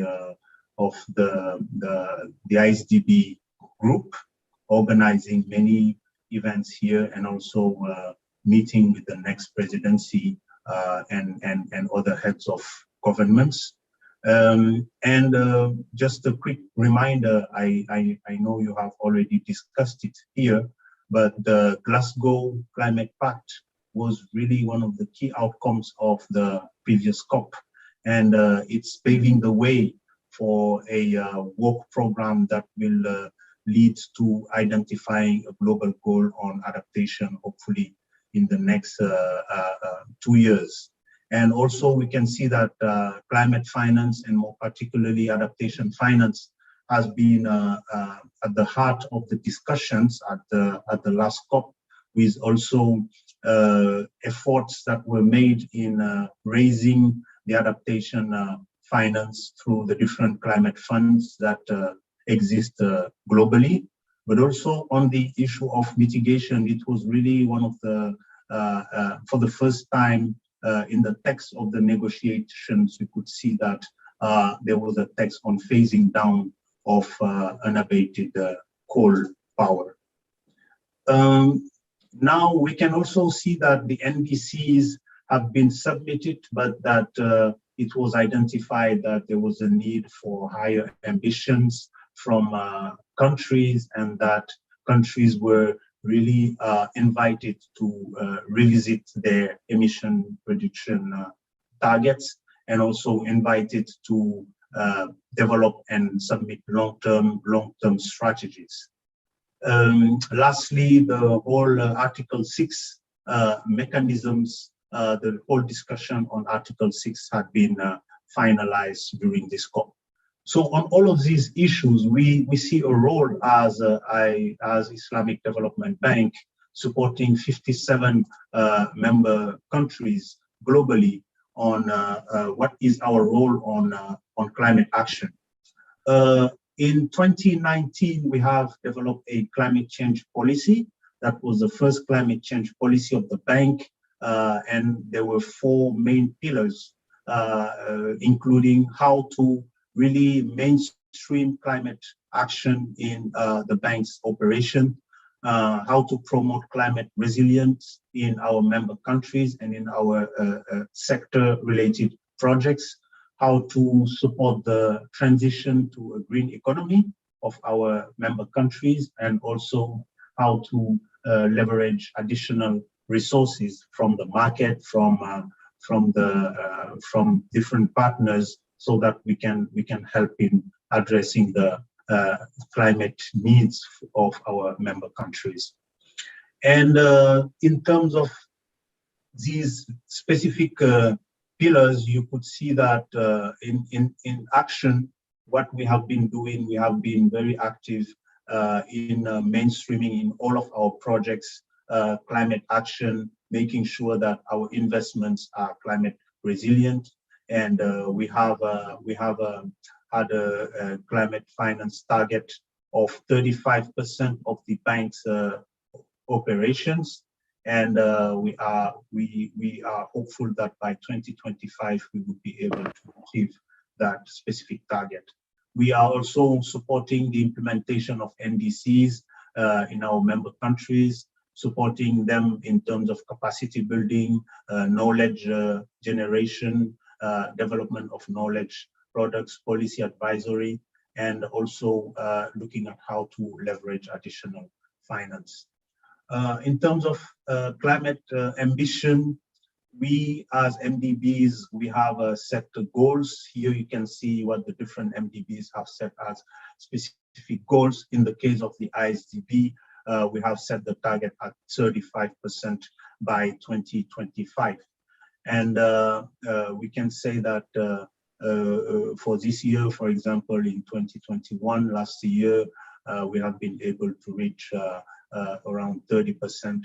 So we are very hopeful that by 2025, we would have that we would be able to achieve that target. On Paris alignment, this is also linked with the negotiations.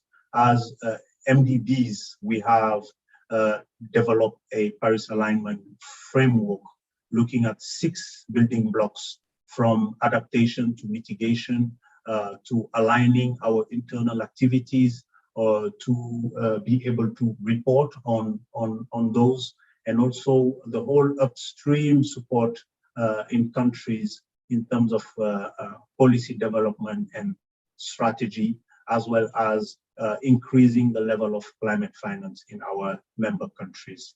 And to be able to do that, at the bank, we have been developing a few instruments that goes from having a label sukuk, a green sukuk being used by Treasury, to accessing concessional finance from specialized climate funds, but also setting up a climate risk management system for the bank, which will help in systematically addressing all the physical climate risks of our operation.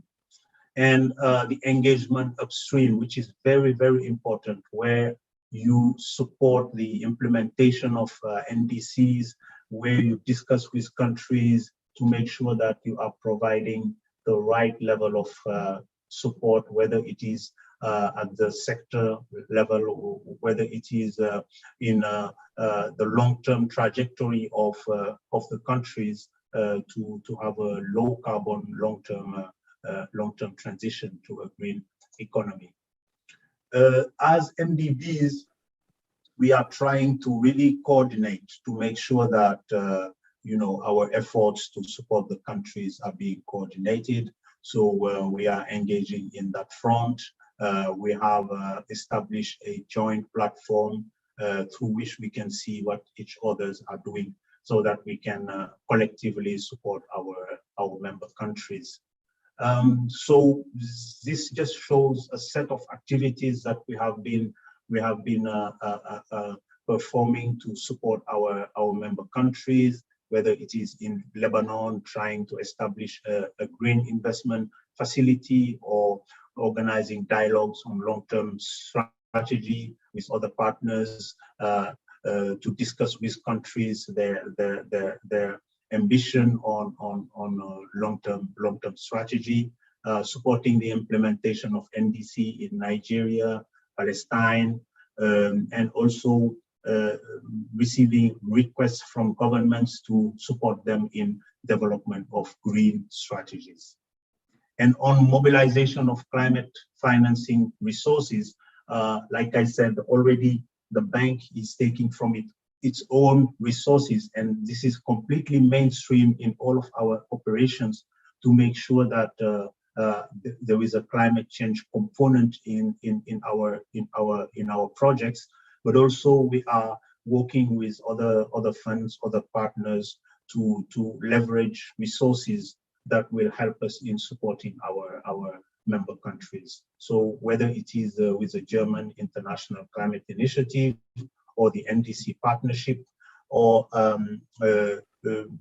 discussing a long-term strategy facility that we could establish with other MDBs, or being an implementing partner of a newly created systematic observations financing facility, which is under WMO.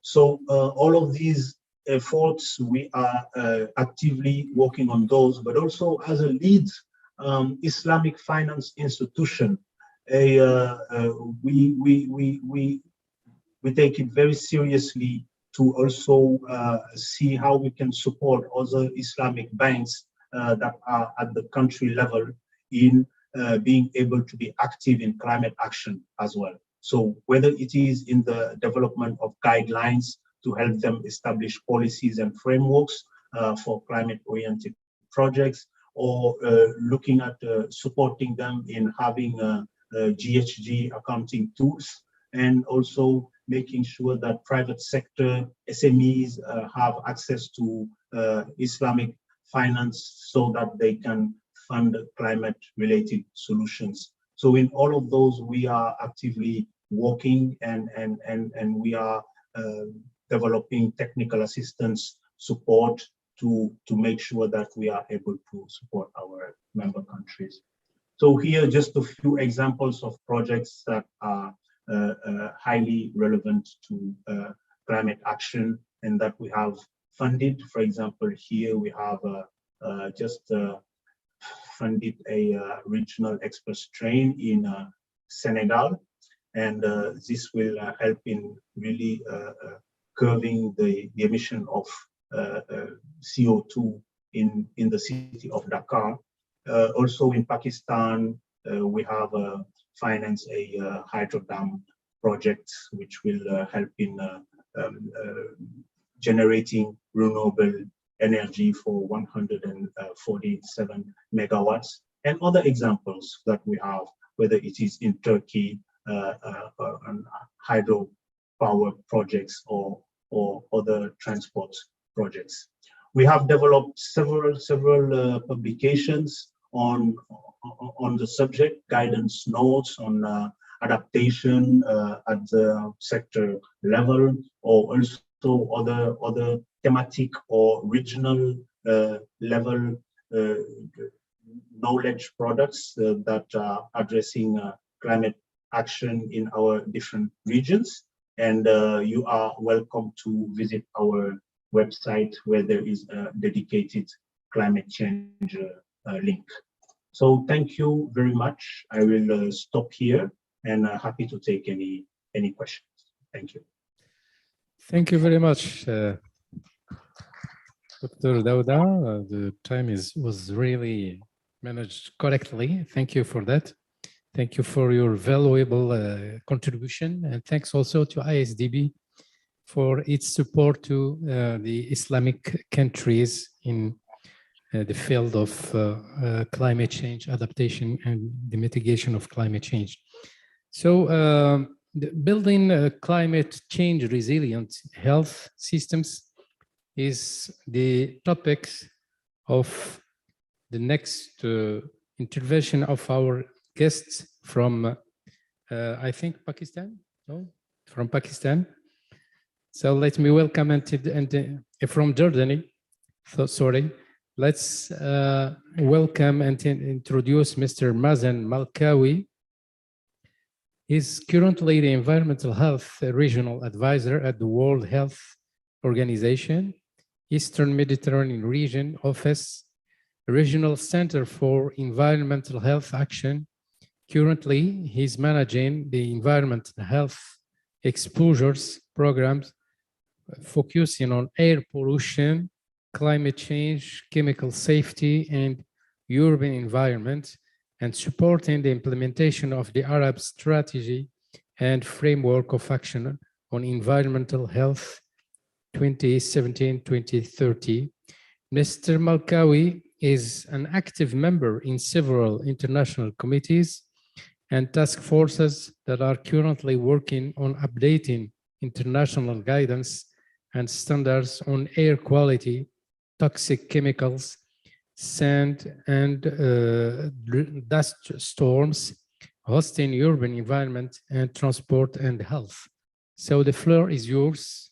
Welcome. Marhaban. Marhaban. Assalamu alaikum. Thanks for the very nice introduction. I hope you can see my presentation. Yes, very good. On behalf of WHO, I would like really to thank the organizers for giving us the opportunity to speak on a very vital and currently timely issue, which is the public health aspects of climate change. I'm from the Center for Environmental Health Action. We are part of WHO, the Eastern Mediterranean Regional Office, stationed in Amman, Jordan. We are serving the 22 countries of the Eastern Mediterranean, which are actually all part of the Islamic Conference, 19 Arab countries plus Afghanistan, Iran, and Pakistan. The climate change and health, as reported in the latest report of WHO, that it is the biggest health threat facing humanity. This is supported by big evidence and analysis. And even if we meet the current challenges of reducing the CO2 emissions, and still we will be facing the health consequences for the coming years. And health professionals already started responding and feeling the health harms caused by the crisis. In order to avert the catastrophic health impacts, we need to limit, ourselves, to as agreed during the different COPs to the 1.5 degrees. We possibly all know that climate change affects health through two different ways, actually. One is directly by increasing the frequency and intensity of different climatic weather events, be it heat waves, floods, droughts. And the other more serious thing is the indirect by alerting or altering the transmission of waterborne and vector-borne diseases and threatening the essential ingredients of good health, like clean air, safe drinking water, food supply, and safe shelter. The sad part in most of the developing and least developed countries that the people whose health is being harmed first and worst by the climate crisis are not the people who are contributing to the causes of the climate change. And they are not equipped, unfortunately, to protect themselves and their families against it, which is actually a double burden. If we look at the context of the 22 countries of the region, the environmental risks are responsible for 23% of the burden of disease. In layperson language, 1 out of 4 people dying in the region is because of environmental risk factors. We did an estimate in 2020, or close to 1 million people are losing their lives prematurely because of exposure to air pollution, toxic chemicals and waste, unsafe water and sanitation. We all know that all these health determinants are affected by climate change, and this impact will be aggravated. So we are talking about big burden. The climate change will affect the vulnerability of people to adapt, through extreme weather events, bad air quality, food insecurity, and this will put the health burden on the health system. At the same time, we know that the health system is producing greenhouse gases, but we, in WHO, we would like to achieve both things actually, is building the resilience of the health system in order to cope up with the health impacts of climate change, but at the same time, reduce the carbon footprint of the health system. And these are some of the health outcomes that we started seeing. Heat-related illnesses. I think one of the speakers talk about 700 people that will be affected by heat stress. We started seeing some diseases in areas where they are not the chronic. All of this is additional burden actually on the health system. These are some of the measured, let me impacts that 74% of the vector-borne diseases are related to climate change. The same for the waterborne diseases. The burden is huge. The need for a climate change resilient as well as sustainable health system was felt in WHO for the last, let me say, 20 years. But what we noticed during the COVID-19 pandemic, that the health systems are the main line of defense in protecting the population from emerging threats, whether from the COVID-19 or whether from the impacts of climate change. Therefore, it is essential to ensure that the health systems can continue to deliver essential public health functions. Unfortunately, if you notice during the COVID-19, because of the additional pressure, the health systems were sort of paralyzed in some of the countries. And God forbid, we might see this very soon because of climate change impacts, and we need to be ready. Our system needs to be resilient in coping up with the health impacts. The climate change places stress on the capacity of the health system to prevent, adapt, and respond to increased health risks, and can also be impacted by shocks by increased weather events. In order to, again, repeat myself, in order to protect the health of population from the effects of climate change and avoid widening health inequities, countries must build climate resilient health systems. And when we talk about health systems, actually, we mean both the healthcare facilities themselves, the infrastructure, as well as the system consisting of the 6 blocks, of workforce, information systems, the medical products, the service delivery, and the financing. We know that the hospitals, the healthcare facilities are producing some greenhouse gases, and they are suspect to the impacts of climate change. We need in the future to have our health systems resilient. If you notice in some of the countries, region where they were hit by floods and earthquakes recently, the health system and the hospitals were sort of affected, and we need to build greener and better in the future. During the COP26, actually, in collaboration with the COP26 presidency, we urged the ministers of health of the countries of the world actually to commit to 2 things. First, to turn their health system into a climate resilient one and into a sustainable one. And there are detailed, things to be done by the countries, by starting with conducting climate change and health vulnerability and adaptation assessment, then developing a national plan, adaptation plan based on this V&A, and then use both the V&A and the HNAP to facilitate the climate change funding. And I was glad that I'm coming after the Islamic Development Bank and other donors. I believe this is our way of talking with the donor community, that we would like to support, the adaptation plans that will be developed by the countries. Some of the countries already developed ones, and while others starting. Then also we need to have the health system green one. We need to have sustainable. We can help the health sector by measuring the greenhouse gas emissions and put a clear plan of action on how to reduce this and start being net zero or with minimal impact on the overall climate.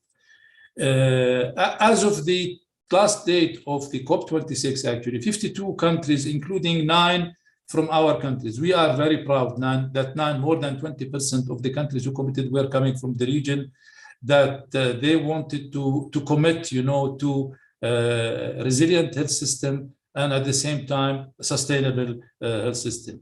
I'm glad to share with you that the door is still open. I hope that His Excellency the Ambassador is still with us, but the COP26 presidency is still opening the door for new commitments, and I'm sure I know that 2 other countries from the region will commit very soon. Hopefully you take this message and talk to people in the Ministry of Health and the Ministry of Environment in your countries and urge them, to commit, because this will protect the public health of the people and at the same time make climate change sort of human and respecting the human. This is a map of the countries that committed globally. the WHO Climate Change and Health Program actually is built around these commitments. You know, first we help the countries in addressing the wide range of health impacts of climate change. I'm not sure if you are aware of the climate change and health profiles of the countries of the world. All the countries of the world started developing clear profiles on how the climate change, different variables will affect the health of people in the future, and what can be done by the governments in order to minimize those impacts. I don't have in my mind how many countries already finalized the profile at the global level, but 18 countries from the 22 countries of the region already started drafting those profiles. A country like United Arab Emirates already finalized it, and others will follow. Then we developed several tools to help the countries in strengthening their systems to be climate resilience and environmentally sustainable one. And we also try to help the policymakers in taking decisions that will help in meeting the NDC commitments and the other commitments. I'm glad that we have colleagues from Pakistan who are listening to us. We are proud that we developed the first co-benefit study on climate change and mitigation in the government of Pakistan, and I'm sure that it is being used to advocate for action in Pakistan to address the climate change and health and its health impacts. These are some of the tools that we have in WHO, and we are ready to train the member states, the ministers of health, the environment, and other stakeholders on really how to use those tools in order to meet the two challenges or the two commitments that were made at the national level. For instance, if you are interested in doing a vulnerability and adaptation assessment, we have a step-by-step guide that can be shared with you in 3 or 4 languages. We can help you also on using this and training the different stakeholders in developing such assessments. I think a country like Jordan, for instance, Morocco, Pakistan, already completed their assessment some time ago, and they are now at the phase of updating those assessments. Also, we produce some guidance to protect the health from climate change through health adaptation planning. You know, what we are promoting that we need to be part of the national adaptation to climate change. And some time ago, when the adaptation to climate change used to be discussed at the FCCC levels, unfortunately, it was missing the health component. Now we are seeing more and more involvement of the health sector in the overall national adaptation plan to climate change. And we are proud of this, doing this jointly with the Ministers of Environment and others. Also, we have step-by-step tool and checklists to help in climate resilient and environmental sustainable healthcare facilities.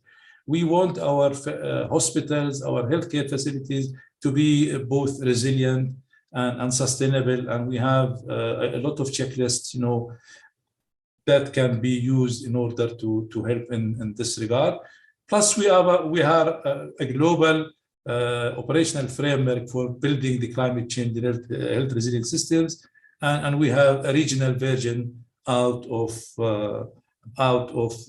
this framework. 2 minutes, please. Yeah. I'm just having the last 2 slides. We have a 6-pillar program in WHO to support the member states. As I said, we assess in the health risks and co-benefits of climate change and health planning, financing climate change and health. I don't know if you are familiar with the Green Climate Fund. Now we have 2 countries already applied for funds from the Green Climate Fund in order to improve their health preparedness for the different actions that will be taken in the coming years. Also, monitoring climate change and health progress is one of our activities.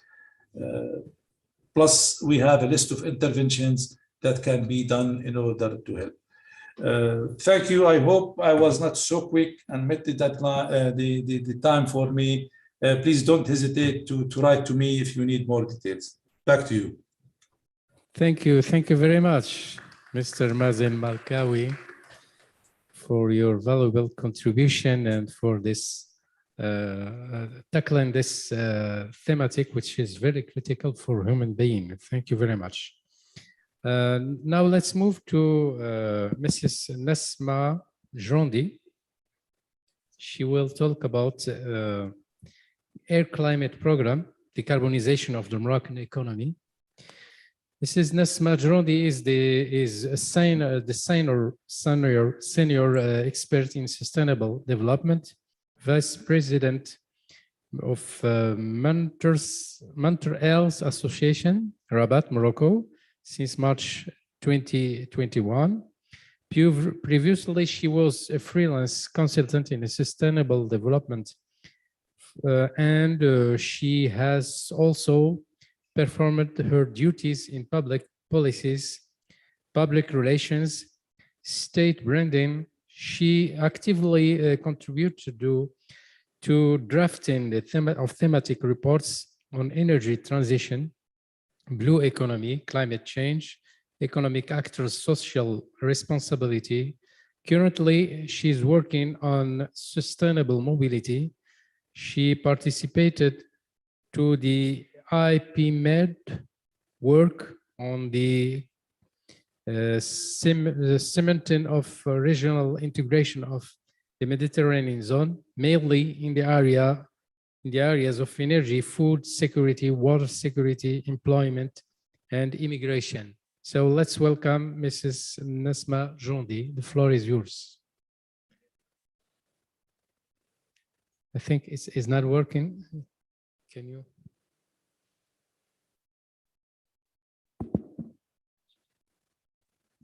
Good morning. Yes. Yes, 15 minutes, please. Yes, I'll try. Thank you so much, Dr. Alawi. Thank you, everyone. Good morning. Salam alaikum. Although I will speak in English, my presentation is in French to help the work of our colleagues in charge with translation. I hope this will help. Thank you so much, everyone, for the invitation. I'm very happy to contribute to this wonderful webinar today to talk about the results of COP26 and in preparation of COP27.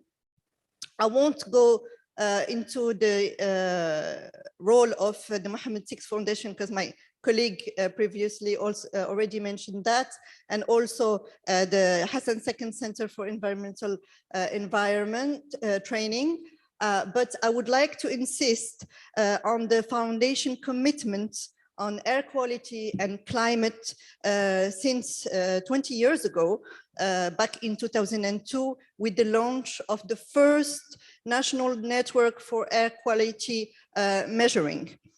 In 2009, the foundation became an observer member with the UNFCCC, and we launched the voluntary carbon compensation program in March of COP15, who took place in Copenhagen. In 2013, the foundation launched the carbon footprint tool developed with ADEME, which is the French Environment and Energy Management Agency. And in 2016, which was the Moroccan COP, the foundation launched with CGOM, the Confederation for General Enterprises of Morocco, the Pacte Qualitaire, which is, let's say, a pact to engage companies in low carbon transition in 3 steps. First, they have to measure the emissions using the carbon footprint tool developed by the foundation. Secondly, they have to reduce their emissions, and third, compensate what is not reducible. And fourthly, let's say, engage in this low carbon transition. In 2019, at the Global Climate Action Summit in New York, where Her Royal Highness Princess Lalla Hasna took place in person and read the royal message, we launched the African Youth Climate Hub Initiative. And my colleague Ismail Farjia will talk more into details about the African Youth Climate Hub Initiative later this morning. So it was important for me to show you how the foundation has evolved since 2002, serving as a laboratory in partnership with different partners, engaging in numerous actions to raise collective awareness and challenges of the air quality and global warming. In 2019, we launched a new strategy with the short-term first acts based on nature solution-based solutions. The second medium-term acts is green recovery, and the third is zero carbon, net zero. And this is also amazed with Race to Zero, with the UNFCCC Race to Zero initiative. And all these programs focused on plantation, energy, renewable energy, energy efficiency, sustainable mobility, and waste management. In 2021, this year, we launched a task force for the decarbonization of the Moroccan economy with 5 other partners: the Ministry of Industry and Commerce, the Ministry of Energy Transition and Sustainable Development, CGEM, which is the Confederation of Enterprise of Morocco, AME, the Moroccan Agency for Energy Efficiency, and IMANOR, which is the Moroccan Normalization Energy, all together with the foundation to put in place all the framework towards the economy decarbonization. This initiative is really important for us to show how all different actors can work together to attain this important goal for our country and for the whole world. So to put in place the action plan for this task force, we have 4 priorities. First of all is the update and upgrade of the carbon footprint tool, which was developed by the foundation in 2013. Secondly is the dynamization of the Pacte Qualitaire, launched with the CGEM back in 2016. Also this year, we would like to focus on training with the Association Bilan Carbone, which is the French association to develop and promote the Bilan Carbone methodology in Europe, but also throughout the world. And also all the webinars raising awareness on decarbonization to main public.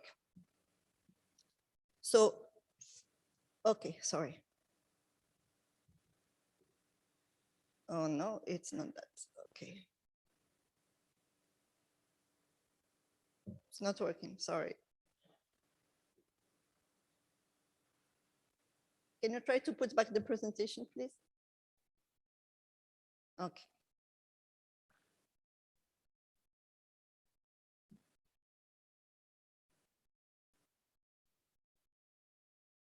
Okay. Yes, there we are. So as I was saying previously, the first action is the upgrade and the update and upgrade of the carbon footprint tool. This was launched last January, and we divided this study in 3 missions. The first mission is the update of the 300 emission factors existing in the tool, which half of them was adapted to the national context. This study is supposed to finish in the first trimester.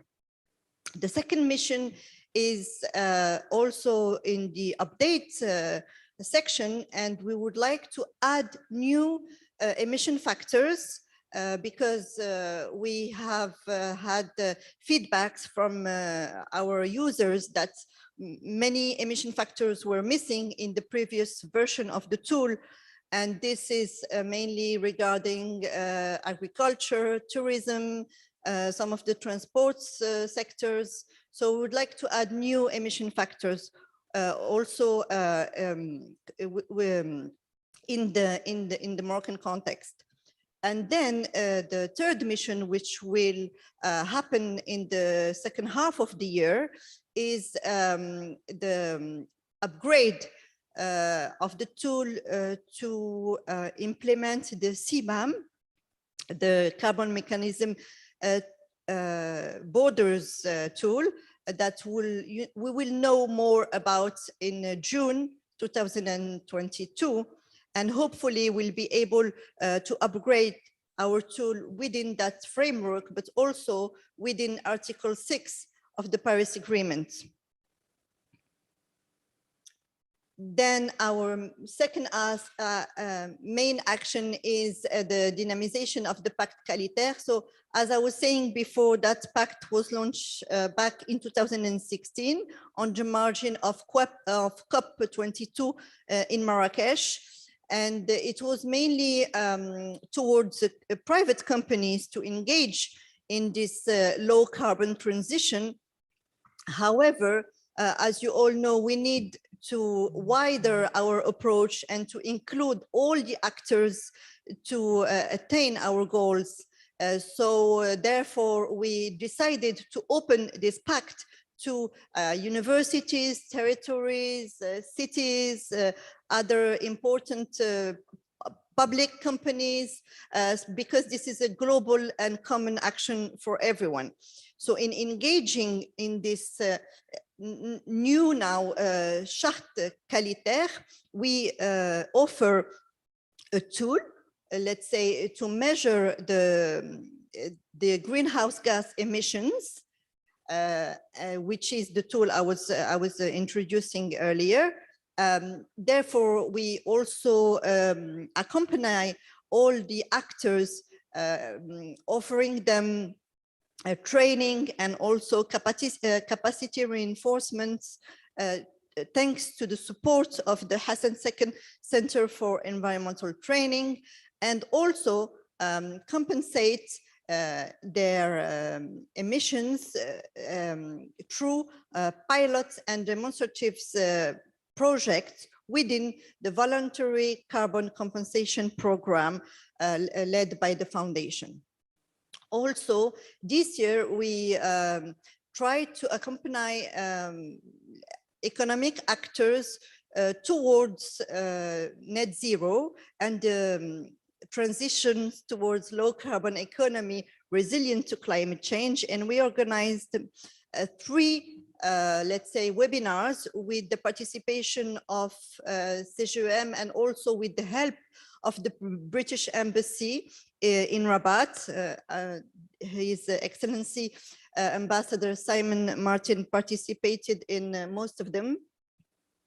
The first one was launched in July 2021, sorry, with the participation of His Excellency the Ambassador, but also Ambassador Janet Rogan, Ambassador to COP26 for Middle East and Africa. And it was the occasion to introduce all the action and preparation of COP26. In September, we had a second webinar online, and it was the occasion to go more into depth to present to different actors the 2 initiatives, the Pacte Qualitaire, but also Race to Zero and Race to Resilience, led by the British presidency of COP26. And in October, nearly done. In October, when it's working. In October 2021, we were hosted here at the Hassan II Center for Environmental Training with the high-level business summit with the participation of ministers and big companies leaders. And we also introduced the African Youth Climate Hub initiatives and with the testimony of young African entrepreneurs. And in December this year, we hold a webinar on carbon footprints initiatives and debated with companies to hear about their feedbacks. Also, this year, the foundation helped within the compensation, the voluntary compensation carbon program in the implementation of many programs within the palm trees plantation, the rural schools electrification, also with the different LED mini kits distributed in rural schools and in rural areas to help the children engage in this energy efficiency transition. So these are, let's say, few pictures of all the programs led this year within the voluntary compensation program led by the foundation. So priorities for next year. In 2022, we would like to launch all the training with Association Bilan Carbone. And the first one is taking place next Friday, actually. You're all invited to attend. It will be on the introduction of a Bilan Carbone methodology. And the second one will be on the reducing emissions, and the third one on compensation. This also will help raising awareness throughout webinars that will organize in collaboration with Hassan II Center for Environmental Training. And also our main objective this year is to have ready the carbon footprint tool for COP27 next November in Egypt, inshallah. Thank you so much for your attention. Thank you very much. So I think we are all curious about the preparations for the next COP27 in Egypt, and this will be the subject of the presentation of Professor Manal Fawzi Ahmed. Welcome, marhaban. Let me introduce Professor Manal Fawzi Ahmed. She's one of the founders of the Department of Environmental Science, Faculty of Science, Alexandria University. She is currently acting as a full professor. She's the team leader of Green Technology Lab, chair of the Egyptian National Marine Biosphere Commission of UNESCO, and member of the IUCN, International Union for Conservation of Natural Commission on Education and Communication. Professor Fawzi has awarded UNESCO Young Scientist Award 1991, Sultan Qaboos Prize for Environment Preservation, UNESCO 1997, University of Alexandria Prize of Science Distinction 2016, and Alexandria University Prize for Recognition. Thank you very much and welcome, Professor Manal Fawzi Ahmed. The floor is yours. Thank you, Mr. Chair. Good morning, good afternoon, esteemed colleagues, ladies and gentlemen. I'm really honored today to participate in this important scientific event. Thanks for the invitation. Thanks also to the organizing committee for their keenness and efforts. I would like to convey you all regards of the Egyptian National UNESCO Commission. My presentation will include the following. Please. Sorry, we can't see your presentation. So would you like that technical support from here? Yeah, yes. Yes. Yes, they said We'll that. show your presentation on the screen. Yes, please. Yes, please. Okay, thank you. You're welcome. Second slide, please. My presentation actually will give you a brief. I'm going to brief you on the most important preparations that Egypt is making to host the COP27, as well as the goals that we seek to achieve and the efforts of Egyptian state to adapt to and mitigate the impacts of climate change. Second, please. The aim of COP26 presidency was to keep alive the hope of limiting the rise in global temperature to 1.5 Celsius.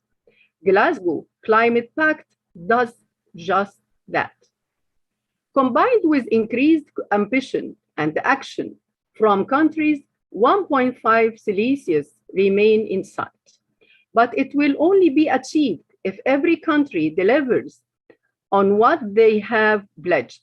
In this context, the main outcomes of COP26 could be summarized as the following. Next, please.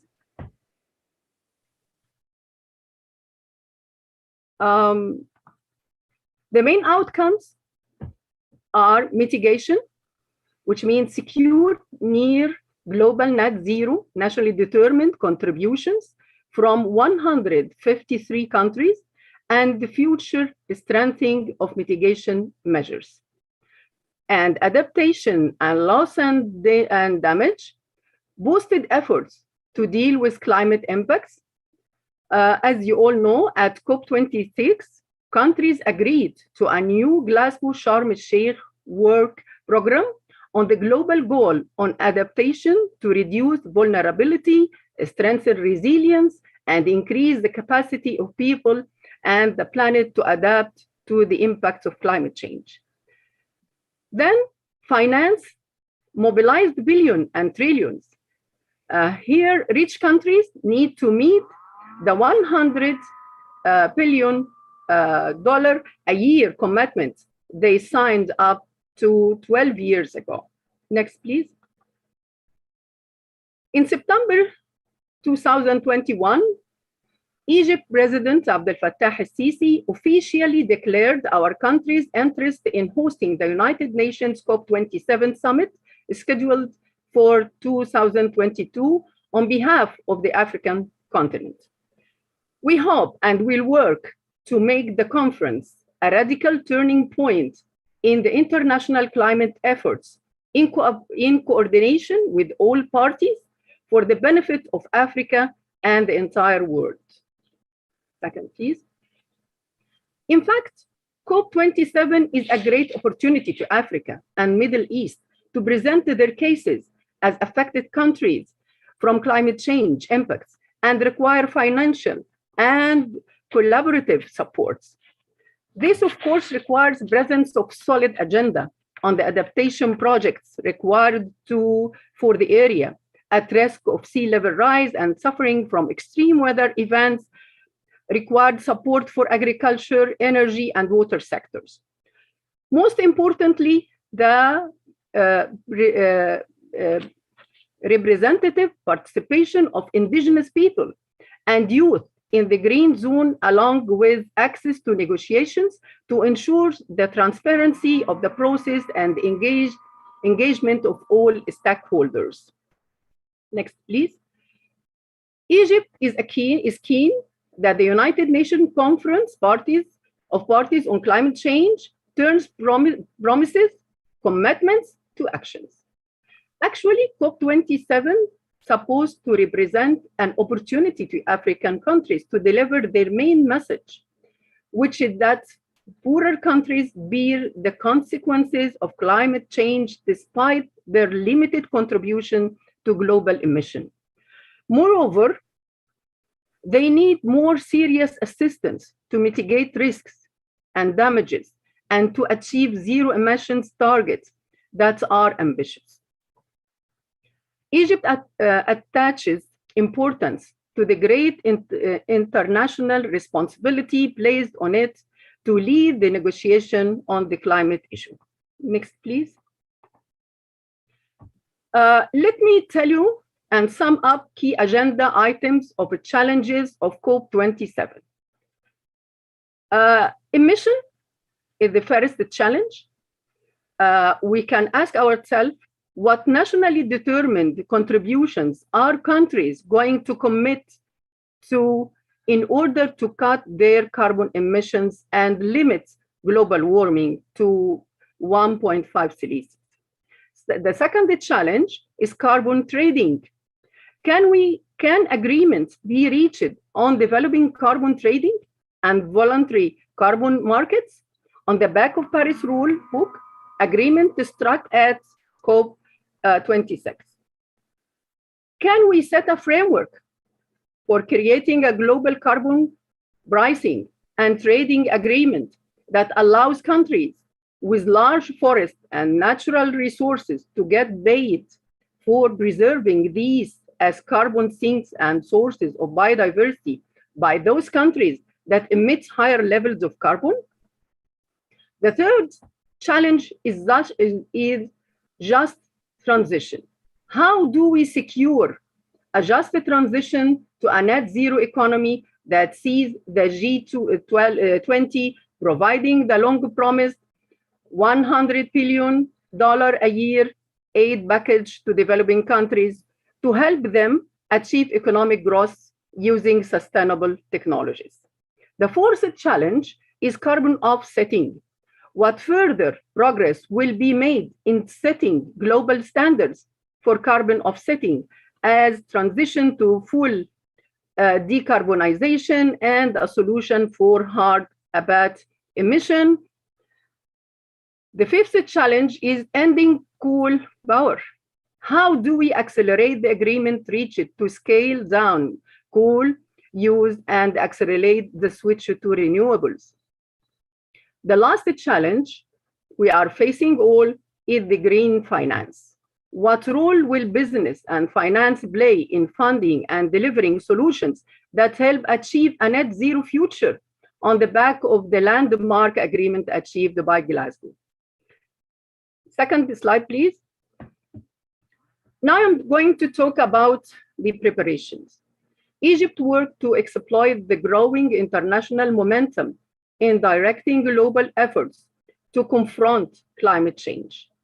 A high committee was formed under the chairmanship of Prime Minister Dr. Mustafa Madbouli and comprised ministers and relevant government agencies to formulate a specialized action plan to prepare for the summit in all aspects, with periodic follow-up report in this regard.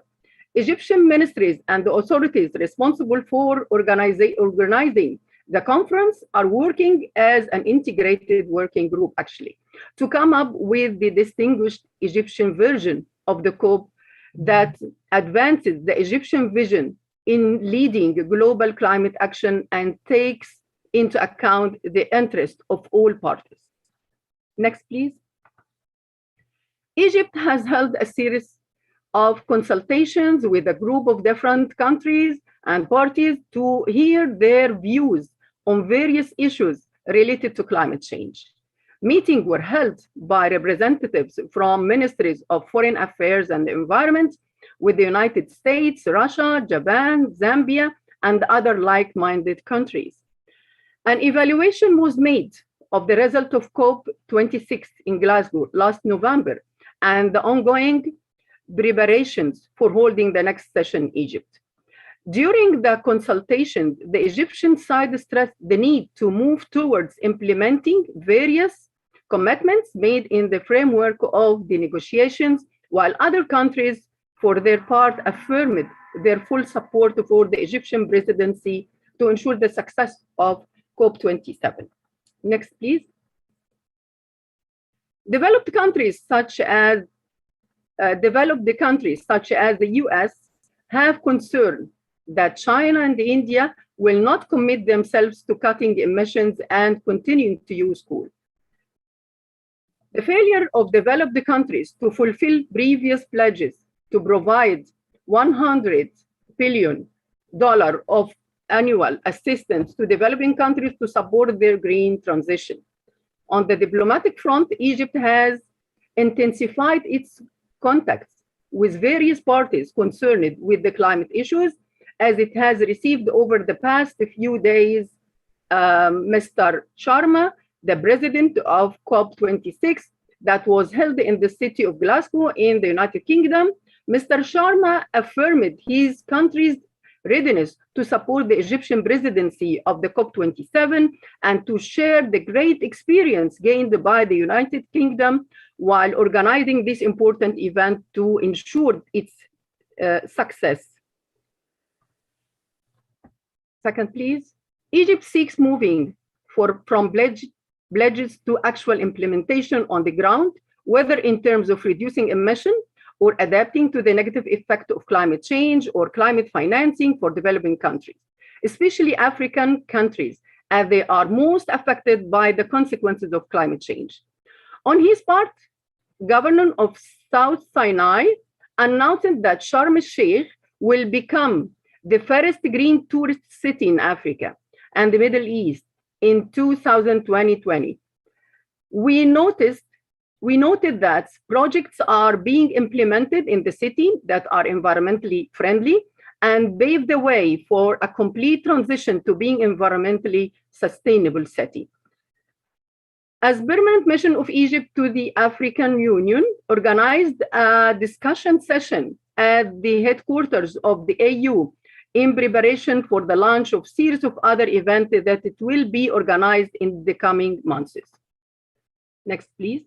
Minister of Environment was nominated to serve as president of COP27. Minister of Foreign Affairs will lead the Egyptian COP presidency team and the national negotiating delegation. A strategy for hosting these events were prepared by Ministries of Environment and Foreign Affairs. The objective of this strategy is to ensure the convening of a successful COP session and maximizing economic and other benefits for Egypt as well as other African countries. Please, second, please. President Abdel Fattah el-Sisi is following all the arrangements related to this huge international event and has expressed his keenness in presenting to the world the great progress that Egypt is witnessing in the field of environment and transitioning to clean energy. This comes within the framework of the state's persistent effort to fulfill humanitarian obligations to protect the environment. Next, please. I would say that although Egypt's share of emission to total, compared to the total global emission is only 0.6%, but it is highly vulnerable to the impact of climate change. So the country is making a great efforts to protect the environment, to implement sustainable development goals, to contribute to climate change mitigation measures. Next, please. 2 minutes, please. Okay. Since 2015, Egypt identified the following adaptation action areas in the intended nationally determined contribution. Number 1, water resources. Number 2, agriculture security, integrated coastal zone management, health sector, rural area population and roads, tourism, energy, adaptation, policies, including building and institutional capacities, environmental regulations, monitoring system, and so forth. Quickly, I'm going to introduce you to some of the Egyptian mega projects and initiatives that implemented within the national plan to mitigate impacts of climate change and achieving sustainable development goals, and of course, achieving vision of Egyptian Vision 2030. One of the mega initiative is Decent Life. Haya Karima is a mega project for sustainable development of rural communities. The main goals of this initiative are to achieve through providing decent housing, providing water and sanitation for deprived families, providing medical and educational service, establishing micro projects for those most in need, providing kind support periodically to most need families. Next, the initiative has 4 pillars: improving living standards, developing eco-friendly infrastructure services, raising the quality of human development services, and economic development. Especially, it provides poorest villages. This initiative started in January 2019. It's supposed to be completed in December 2030. Next, please. I will skip this and go to the other item regarding Egyptian sovereign green bond. Is another initiative, which is very important initiative actually. In 2018, Egypt's Financial Regulatory Authority authorized the legal framework for issuing green bonds with the goal of providing financial tools to fund environmentally friendly development projects, which is actually a very important point here to raise. Green bonds are fixed income financial instruments issued to get funds for projects that are closely related to the climate and environment. Green bond reflects investors' awareness on preservation of environment. Next, please. Green bonds provide ways to achieve SDGs, way to achieve Paris Pact, way to recover from consequences of COVID-19. This figure demonstrate the countries, the top 20 countries that issue the green bonds. Also, I can escape this too and go here. Regarding clean energy projects, we have mega projects in for renewable energy, solar energy, wind energy. Now Egypt owns the second largest wind energy plant in Jabal Zayt, the Red Sea. This provides 580 megawatts. The plant consists of 3 projects and includes 390 wind turbines. Then I'm going to water desalination projects in Egypt. Many water desalination projects have been initiated due to the scarcity of surface and groundwater resources in Egypt. Of course, you know that water scarcity is a concern in Egypt. In the fiscal year 2021-2020, the Egyptian authorities plan to increase investment in productive sectors such as water by 100%. The Egyptian government plans to equip 19 coastal cities with reverse osmosis plants by the end of 2020. Next, please. Water treatment and reuse in Egypt. To cope with water stress, Egypt is focusing. I am in slides, now I am in slides 33. Or 30, yes, 31. Yes, the next, please. Next, please. Okay. Water treatment and reuse in Egypt. To cope with water stress, Egypt is focusing on the reuse of treated wastewater in agriculture to mitigate climate change impact and water scarcity. We have one of the largest projects. Al-Mahsama Agriculture Drainage Treatment, Recycling and Reuse Plant has won the best recycling and reuse water project at the global level in 2020, awarded by Capital Finance International. The project capacity to produce irrigation for 70,000 faddan of land in Sinai was also highlighted the award. This project also strengthened the Sinai Peninsula's economic activities by creating sustainable urban communities and job opportunities. Next, please. Can you conclude, please? Yes. Sorry for that. Finally, I can give you this slide that can conclude the whole work we have done. The last one, please. We can say that Paris committed, Glasgow delivered, and Egypt, inshallah, will achieve. Thanks for your attention. Inshallah. Thank you very much. Shukran jazilan. So let me welcome our last speaker, Dr. Taferi Tesfachev. I hope I pronounce correctly. So he will talk about climate change adaptation and mitigation perspectives from the least developed countries and landlocked developing countries and small island developing states. So I have been informed by the organizers that they didn't get your presentation beforehand, and they would like to ask you to make your presentation, an oral presentation without slides, please. Thank you very much. Thank you. Thank you very much. Thank you very much, Mr. Moderator. No, I don't have a PowerPoint presentation. I have a short statement.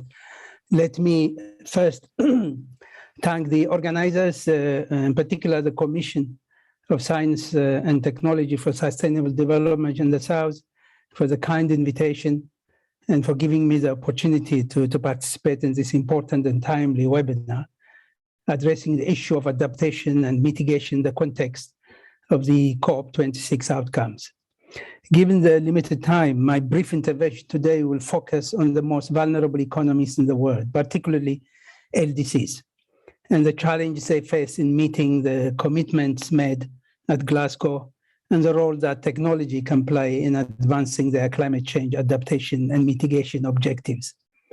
The UN uses categories such as least developed, landlocked, small island states to identify developing countries that suffer from structural impediments, low income, low savings, low level of technological development, weak institutional capacity, and lack of resources to foster sustainable development. These are also countries that suffer most from climate change, either because of their geographical location or their inability to mitigate the devastating impact of climate change. According to the World Bank, the impact of climate change is most felt in this group of countries, which are at the bottom of the development pyramid and where the technology gap with more developed countries is starkly wide. Indeed, climate change is expected to push 132 million people, most of them living in least developed countries, landlocked developing countries, and SIDS, into extreme poverty by 2030. Now, sadly, the predicament of this group of countries as victims of climate change, while they played no part in the deterioration of our planet and the climate, is often either missed or conveniently ignored. As latecomers to economic development and industrialization, the contributions of these countries to carbon emissions remain extremely low in international comparison. Therefore, normally, countries in LDCs and SIDS categories should not be subject to CO2 emissions limits that could impede the progress of their economic and social development and industrialization. That said, however, we all share the same planet, and to keep it safe, all countries must do their part to meet the adaptation and mitigation objectives agreed at COP26. This means even the least developed countries, the poorest countries in the world, must confront the dilemma of having to pursue economic development while keeping emissions and resource consumption within the ecological limits of our planet. It also means acknowledging the need to pursue new strategies that enable these countries to promote structural transformation in a climate-constrained world. At present, that world is waking up to the challenges of post-COVID-19 shock and recovery from global economic crisis. This, unfortunately, is coming at a time when they also had to deal with adaptation, mitigation, and climate change. The opportunity to formulate, agree, and implement new policy choices that combine developmental ecological concerns should not be missed. Policymakers in vulnerable economies, such as LDCs and small island development states, face this challenge from a position of disadvantage in terms of their ability to mobilize domestic resources, their weak or missing institutional capacities and skills, and their limited technological capabilities. As a UN Technology Bank, we believe that technological solutions will allow poor and vulnerable economies to catch up with more developed countries by allowing them to leapfrog and use technologies that minimize the damage to the environment. This, in effect, will involve acquiring new technologies that already exist in more advanced economies or in relatively more advanced developing countries through, for example, South-South cooperation, to help speed up economic transformation without damaging excuse me, the environment and contributing to carbon emissions. However, in practice, this is easier said than done, as there are numerous obstacles to technology transfer, even in areas where technologies are in the public domain and do not involve intellectual property rights restrictions. Moreover, transferring technology, though critical, does not necessarily mean technological learning and technological upgrading will take place automatically.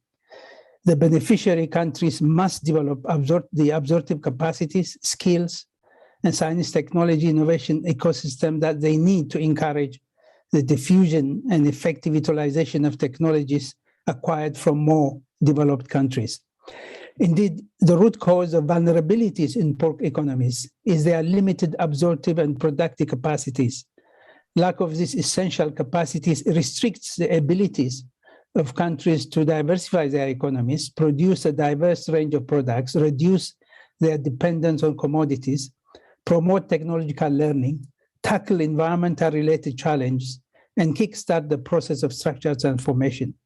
Historical evidence shows that the more diversified and technologically advanced an economy, the more likely to be less vulnerable to external shocks, be it economic or environmental or natural, and suffer less in terms of growth and development process. This has in recent years been apparent with the heightened vulnerability of countries to economic and climate changes and shocks. Indeed, in many LDCs, particularly those located in tropical and subtropical regions, vulnerability to economic and climate shocks are interconnected, locking countries into eco-development trap of permanent disruption, economic insecurity, and slow productivity growth. Breaking out of that trap implies that the climate adaptation challenge in the developing world needs to be approached from a developmental perspective.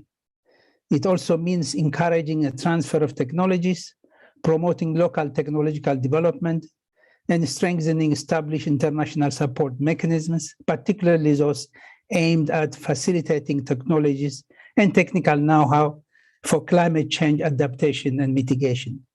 A good example is the Clean Development Mechanism, which, as you know, is an important instrument for climate-related technology transfer. It allows advanced countries to meet their emission reduction obligations by financing projects in developing countries that utilize new technologies not available in the host country. The CDM has been an effective instrument, although so far the projects initiated have been located largely in developing countries that are relatively more advanced. In contrast, the application of this mechanism in LDCs or other low-income and structurally weak economies have been minimum. One of the reasons for the limited utilization of CDM in LDCs is related to the fact that the mechanism is primarily focused on mitigation measures. To be relevant for LDCs and other vulnerable countries, the CDM should be modified and transformed into an effective mechanism for technology transfer, specifically for climate change adaptation, the adaptation needs of LDCs and other poor economies.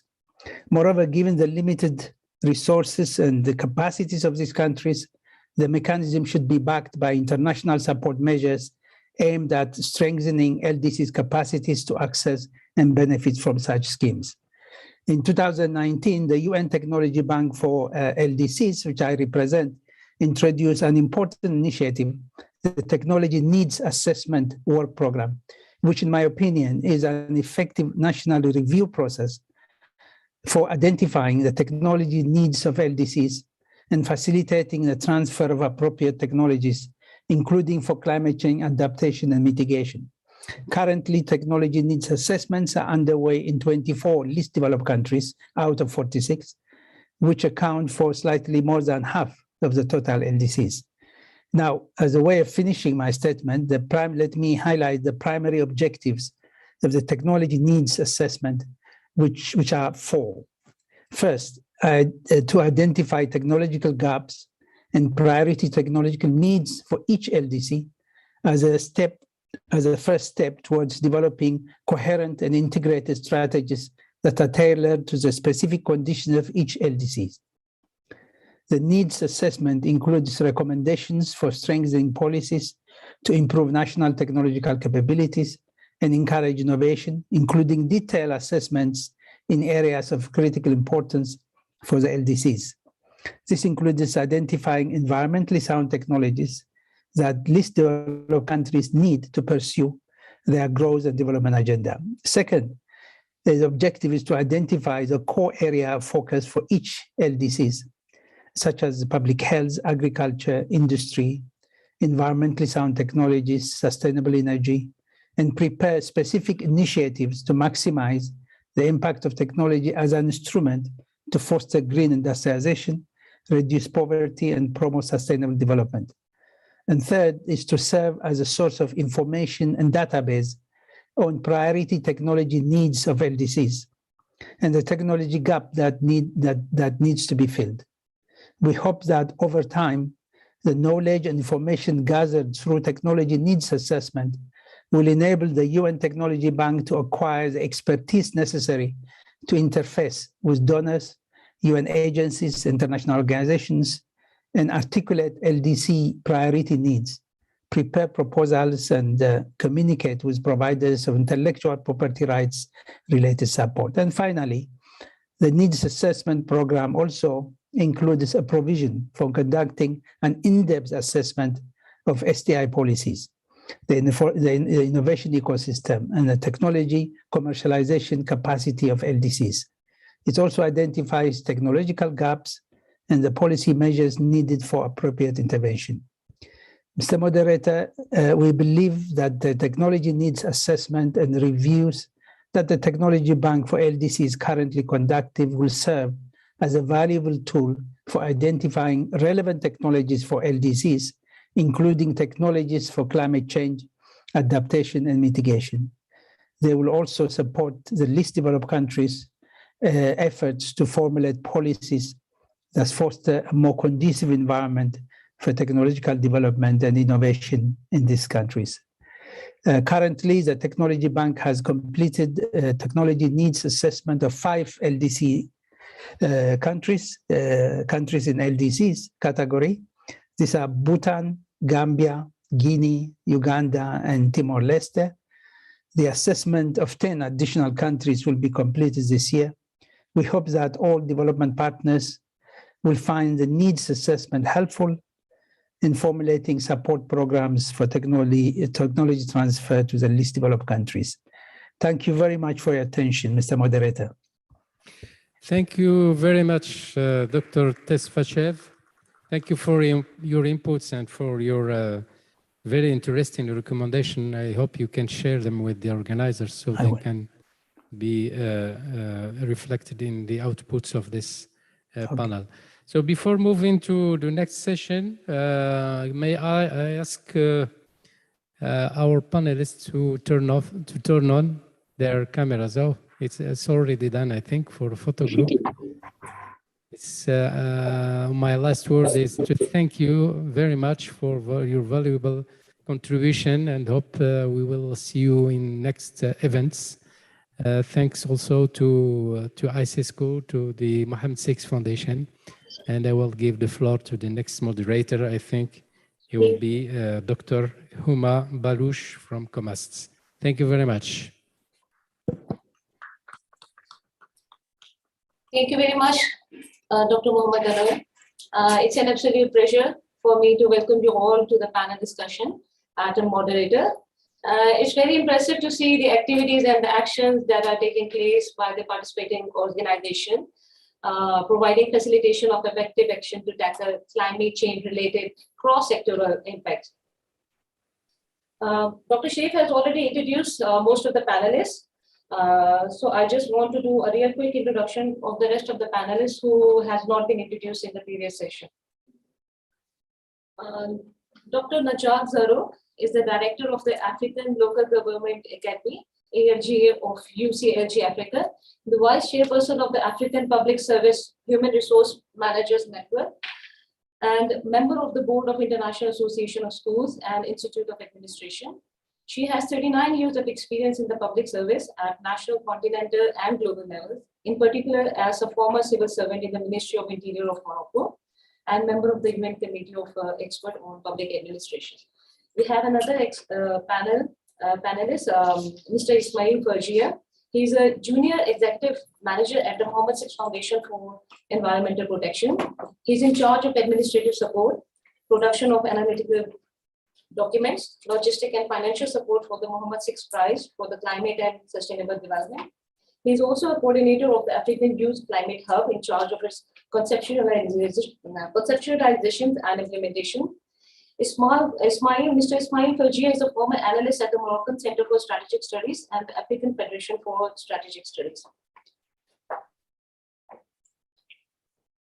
So the basic objective of this panel discussion is to have developing a deeper understanding of the wide-reaching effect of climate change and identify the challenges faced by the state, civil society, and other relevant stakeholders in combating the adverse effects of the climate change, to discuss related policies and highlight lessons learned and good practices, identify opportunities and points of entry for greater collaboration among the relevant stakeholders, the way Africa and Islamic countries can prepare for COP27.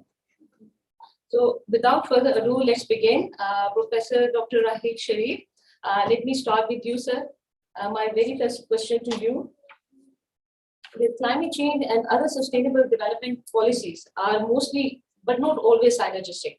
So what role intergovernmental and international organizations, you feel, can play in reinforcing measures and mechanisms for integration of mitigation and adaptation interventions in the development activities? Over to you, sir. Huma, are you asking me? Raheel Kamar, right? I thought you said Sharif. Okay. All right.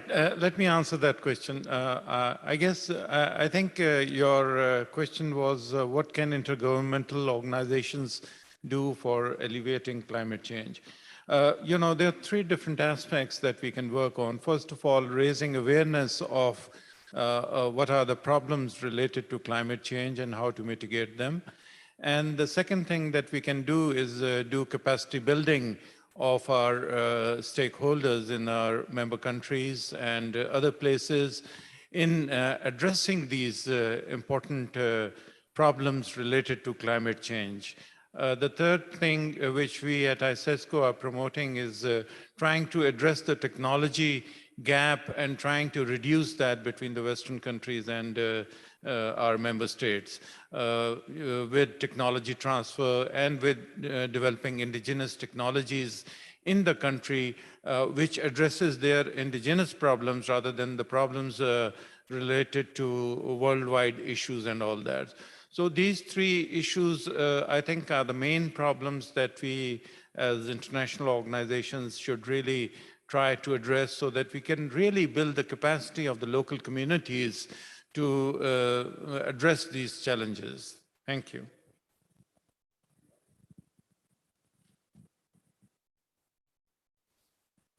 I'm sorry again.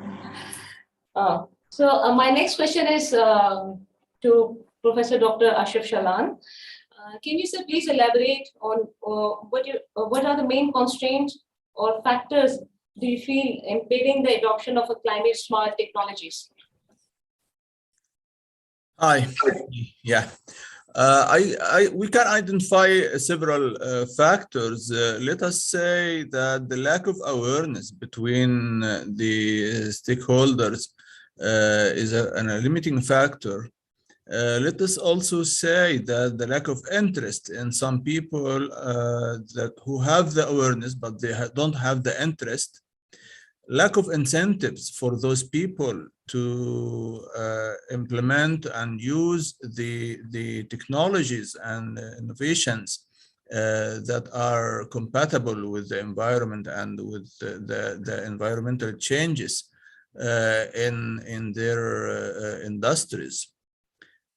Again, we can say lack of access to technologies in some communities and some countries. One of the most important limiting factor is the lack of financial resources. The solutions are very costly, and most of the vulnerable groups are not that rich to be able to digest and use the technologies. Again, most of countries don't have clear interventional strategies and programs for using the technologies in different fields, say agriculture, for example, to mitigate and deal with the environmental changes. So there are many policy constraints in many countries. Also, in some countries, we have social and cultural barriers to use the technologies under the assumption that we have many people, and we don't want to change people with machines. And lastly, we have weak NGOs and private sector participation, if any, in some countries. So as you see, we have several factors, several limiting factors for this application of technologies that will help combating the climate changes and ameliorating its effects.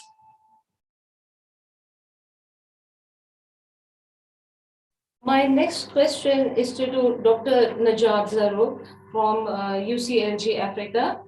Ma'am, how do you see gender and women empowerment as a contributor to this sustainability?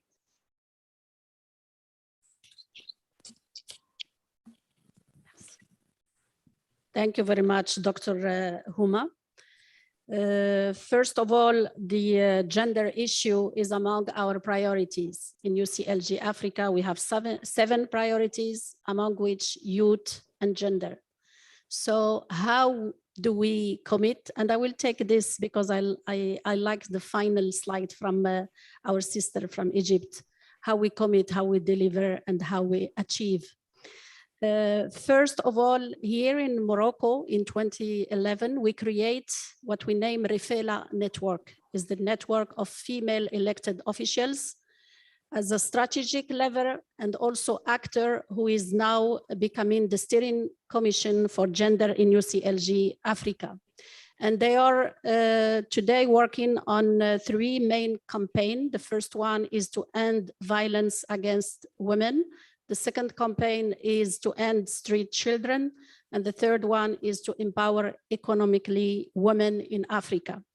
And by the way, the campaign for ending street children is under the patronage of Her Royal Highness Lalla Mariam. In climate issue, we need to highlight, first of all, that women are the first victim of this issue of climate. In particular in rural areas and the communities and in the civil society, beside the local government. So how we try to tackle the climate issue for women and youth, and this is what I'm doing, my commitment as the director of the African Local Government Academy. And allow me, ladies and gentlemen, to recall that this academy was a Moroccan initiative for an African vision. It was created here in Morocco, in the city of Marrakesh, to invest in excellence and quality when we are talking about training, capacity building, and empowering human capital, whether at local or regional level. How we do it? I don't give limits to my ambition, because I do believe that Africa has the most valuable asset.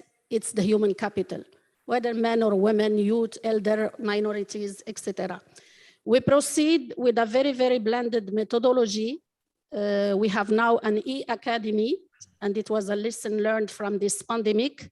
We train trainers, for example, last year with one of our partners based in Austria, and with UNESCO and the Arab office in Cairo, we worked to empower women on urban sustainability, including for climate, and also how they can manage conflict.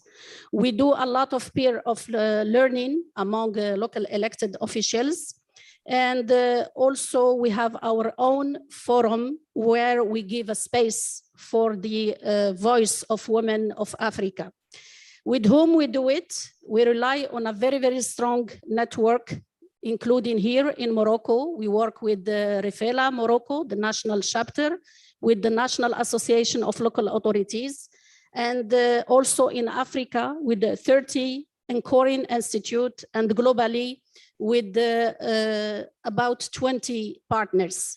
What is the main challenge when we want to empower women and youth? The first one is how we are localizing the climate agenda, and also the SDG number 13, but also the SDG number 5, which is about empowering women. This is a main issue. There's a lot of initiatives done at national or central or devoluted level, but not arriving at the grassroots where women, youth, and girls are living. The second issue is policy coherence. We have a lot of players in the field of training, capacity building, and sometimes we don't know who is doing what. The third issue is funding issue. We need to invest more and more to empower women and girls, in particular in intermediary cities, in rural areas, and within the civil society.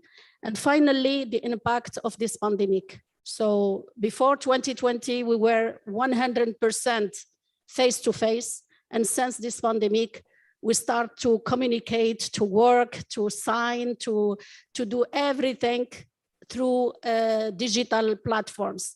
This is a very challenging issue for women in Africa, for girls. They are facing problems, the digital gap, for example, the connectivity, the access to internet, the balance between family responsibilities and professional responsibilities, because now we're asking the territorial managers, for example, to work remotely.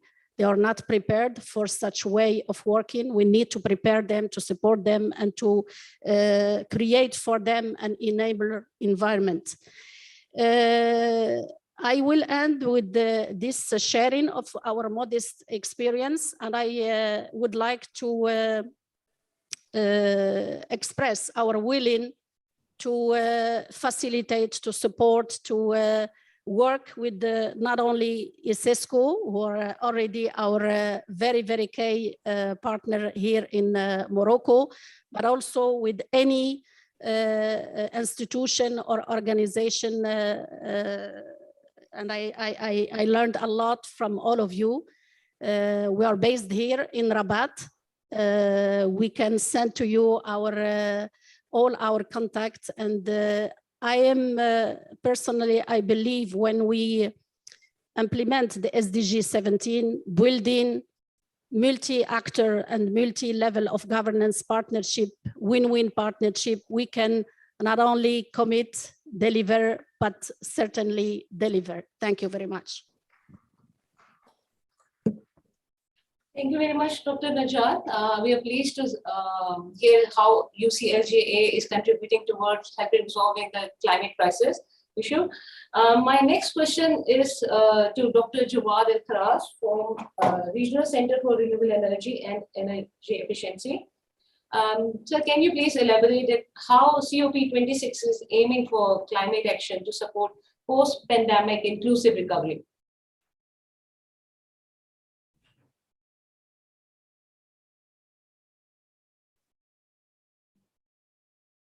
Thank you very much. Sorry.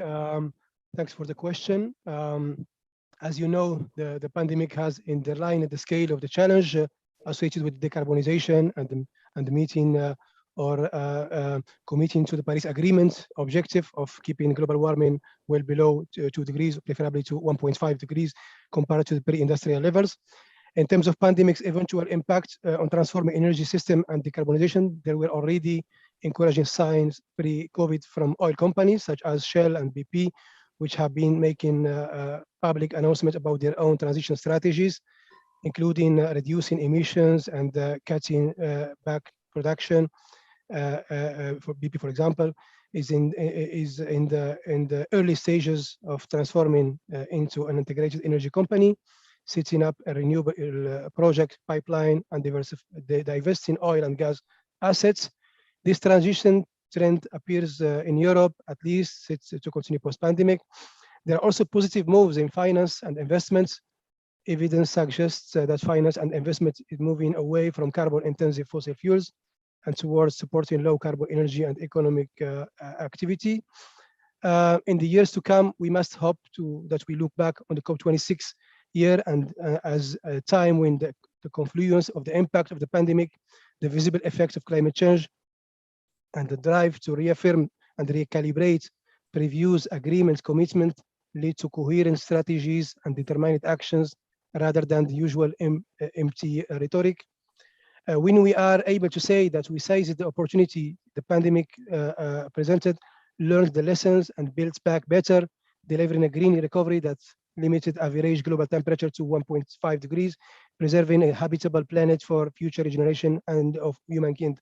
And obviously also I wanted to highlight that we as RECRE, the Regional Center for Renewable Energy and Energy Efficiency based here in Cairo, we are very open to any collaboration, in particular vis-a-vis the COP27. We are preparing a series of activities from now to November, and we are really willing to collaborate with any one of you. I would be happy to share with you our next activities, and we have many events and side events planned for the COP27. Thank you again. Thank you very much, Dr. Jawad. My next question is to Dr. Dauda bin Omar from Islamic Development Bank. So my question is what innovative measures do you recommend for scaling up and replicating climate finance? Thank you for the question. I think the demonstration aspect, just like you mentioned, is very important. Those actions to be scaled up have to show results that are clear and that are attractive to the public sector, private sector, to the specific stakeholders, so that they can be replicated and scaled up. Now for mitigation activities, it's usually easier to scale up, and also it's easier to engage with the private sector in order to scale up. When it comes to adaptation, it's been a little bit difficult, given the local nature of adaptation, and given the fact that scaling up adaptation action in different vulnerability, climate impacts context would be a little bit difficult.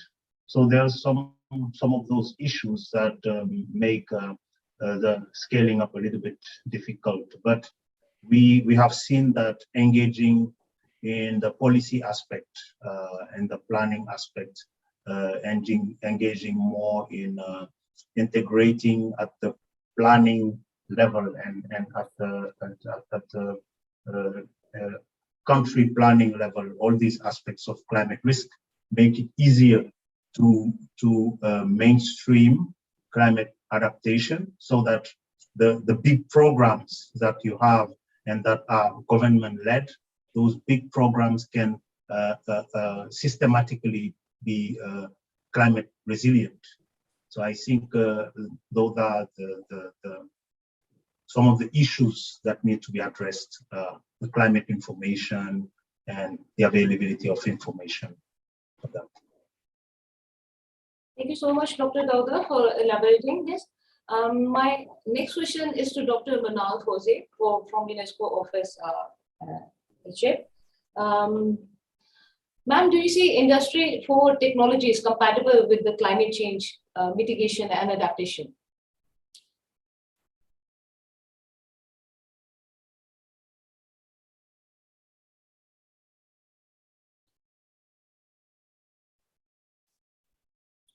Your mic is off. Sorry, actually, technology has an important role in achieving climate change mitigation and sustainable development.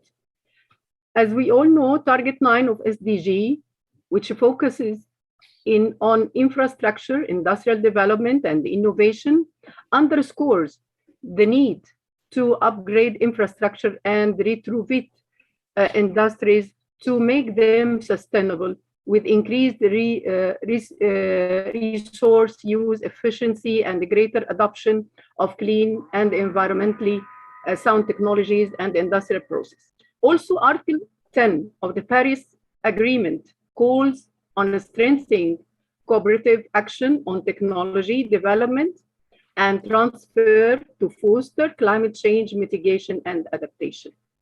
In the past years, digital technologies such as cyber-physical systems, artificial intelligence, big data, augmented and virtual reality, and 3D printing have entered the sphere of industrial production and given rise to the notion of fourth industrial revolution or Industry 4. The term was first established at the Hanover Fair in 2011 and further elaborated by a technological advisory board to the German government. Based on expert surveys and available literatures, I would say that Industry 4 is supposed to be beneficial for the environment and compatible with climate change mitigation and adaptation, as it is anticipated to cause reduction in energy consumption, reductions in resource consumption too. Also, resource efficiency will increase due to optimized resource utilization. Regarding the benefits and the challenges of the Industrial Internet of Things, IIoT, in the context of climate change, mitigation, and adaptation, the benefits are transparency of greenhouse gas emissions, increased resource and energy efficiency, reduction of waste, reduction of logistics processes, for example, due to reassuring reduction of wrong delivery and damaged goods. This applies in particular to the machine engineering sector, where production is highly specialized and would benefit from improved resource utilization.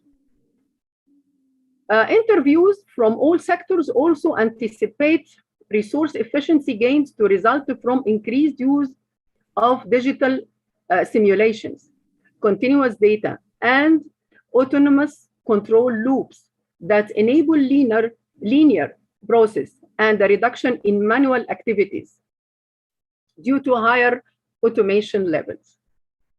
Also, the emergence of nanotechnology and its applications in many industrial sectors, especially nanosensors, for monitoring purposes, add more support to the benefits that Industry 4 can offer for climate change mitigation and adaptation measures.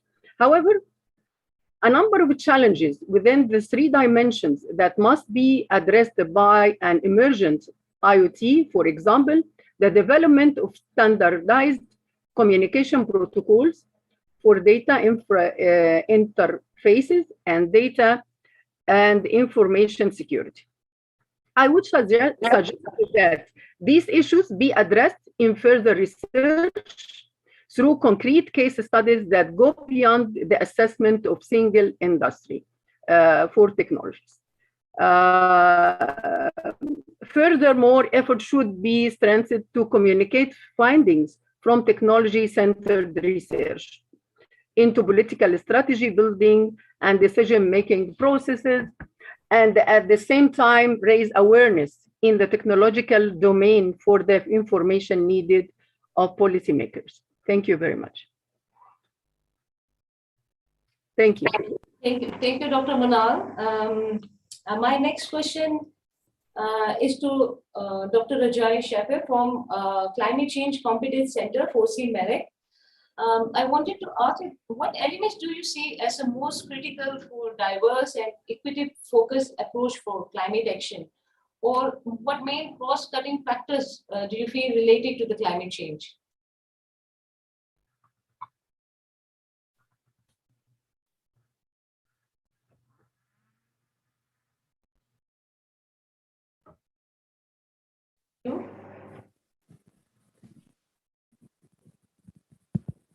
Merci. Le Centre 4C Maroc, en fait, travaille en termes de renforcement des capacités avec toutes les catégories d'acteurs. On est en fait organisé en 4 collèges ou 4 groupes de travail, à savoir un collège secteur public et territoire, un collège qui rassemble le secteur privé, un collège qui rassemble les institutions de recherche, formation et expertise, et un collège qui rassemble les organisations de la société civile. En termes de renforcement des capacités en lien avec la lutte contre les changements climatiques, en fait, il faut considérer ce renforcement des capacités dans le sens le plus large. D'abord, en termes d'acteurs cibles, parce que le changement climatique aujourd'hui, et on le voit de plus en plus, n'est plus une problématique qui concerne seulement les scientifiques ou ceux encore qui travaillent sur les politiques dans les ministères. Le changement climatique est devenu aujourd'hui une problématique économique et surtout de politique internationale.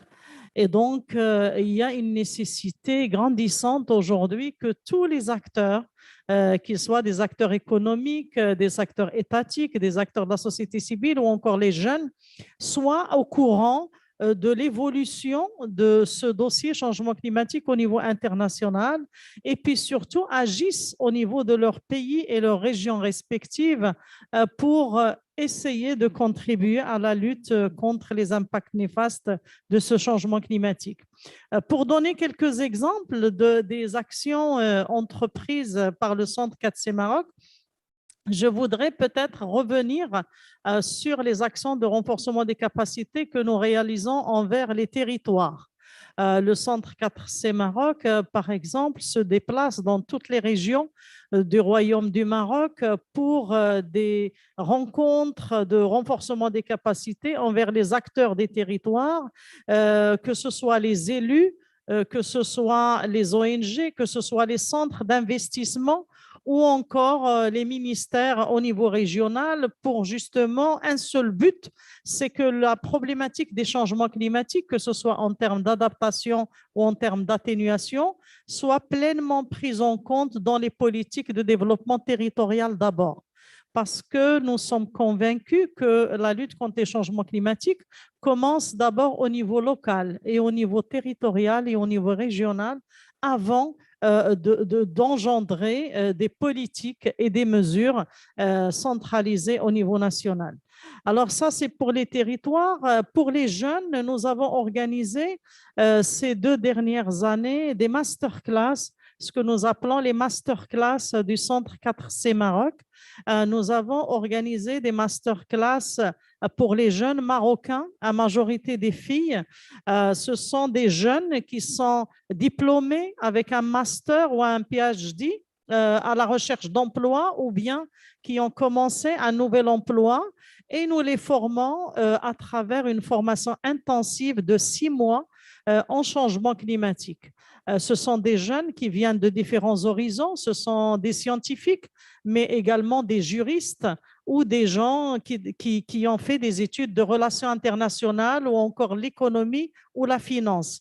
Pourquoi? Parce que nous sommes convaincus que dans tous les secteurs d'activité, la problématique des changements climatiques devrait être prise en compte. Alors, nous avons ainsi formé environ 150 jeunes marocains, comme j'ai dit, à majorité des filles, et on a lancé en 2021 une masterclass africaine du Centre 4C Maroc. Alors, dans cette masterclass, quand nous avons lancé l'appel à candidature, il y a un énorme besoin en fait en Afrique en termes de formation en lien avec les changements climatiques. On a reçu plus de 6000 candidatures venant des jeunes africains. Nous en avons sélectionné 220 que nous avons formés, pareil, donc sur une période de 6 mois, une formation intensive donc sur la lutte contre les changements climatiques, l'atténuation, l'adaptation, la science, l'économie, la finance climat, etc. Et ceci afin de mettre en fait sur le marché du travail des jeunes experts africains capables d'appuyer leurs pays respectifs dans les politiques de lutte contre les changements climatiques. Et nous allons continuer cette année 2022 donc à former des jeunes. Nous allons lancer de nouvelles versions de la masterclass du changement climatique en 2022, cette fois-ci, donc en y associant tous les pays africains. Alors, dans cette question de renforcement des capacités,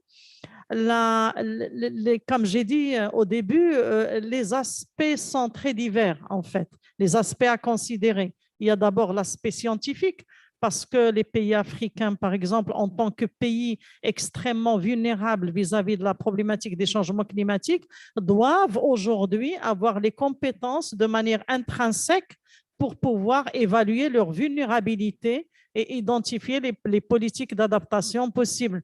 On doit également développer la recherche scientifique en lien avec les problématiques vécues par les pays africains localement et au niveau régional en lien avec les changements climatiques. Mais nous devons également évaluer les impacts économiques des changements climatiques. Nous devons également renforcer les capacités en termes de développement de projets et d'accès à la finance climat. On sait qu'en termes de finance climat, il y a quand même des opportunités énormes au niveau international, sauf que malheureusement, les pays africains sont ceux qui accèdent le moins à cette finance climat. Pourquoi? Parce qu'il n'y a pas beaucoup de capacités pour développer des projets. On sait que les bailleurs ont des procédures très compliquées et donc tout le monde n'est pas forcément spécialiste en termes de montage de projet. Donc pour moi, le montage de projet et les conditions d'accès à la finance climat sont également donc des thématiques très importantes à développer, en plus de la législation, la réglementation, etc. Alors, je crois que cette problématique de renforcement des capacités mérite plus d'attention de la part des bailleurs. Parce qu'aujourd'hui, on peut dire que cette problématique est en quelque sorte le parent pauvre dans la finance climat, parce que les gens accordent, les bailleurs en tout cas, accordent beaucoup plus d'importance d'abord aux projets d'atténuation des émissions des gaz à effet de serre, parce qu'il y a des objectifs mondiaux pour atteindre une élévation de température, bien sûr, qui n'excède pas 1,5 degré. Un tout petit peu de financement est accordé également aux actions d'adaptation, mais très peu. D'ailleurs, les pays africains et les pays en développement en général l'ont relevé à Glasgow pour dire qu'il n'y avait pas assez de finances pour l'adaptation, d'où justement les déclarations très positives initiative de certains pays du Nord qui commencent à octroyer de plus en plus de financement à l'adaptation, mais aussi le renforcement des capacités. On a du mal, en fait, on a du mal à mobiliser des acteurs pour financer des actions de renforcement des capacités. Parce que, étant donné que c'est quelque chose de non visible, les gens préfèrent plutôt financer peut-être des projets qui se voient, des projets d'énergie renouvelable, des projets du solaire, etc.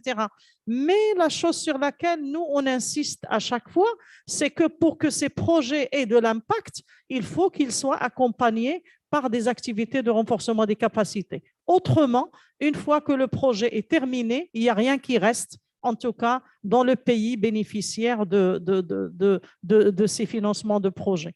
Dans nos actions, nous accordons bien entendu une attention très particulière au renforcement des capacités des filles et des femmes. D'ailleurs, sciemment, on le fait exprès quand nous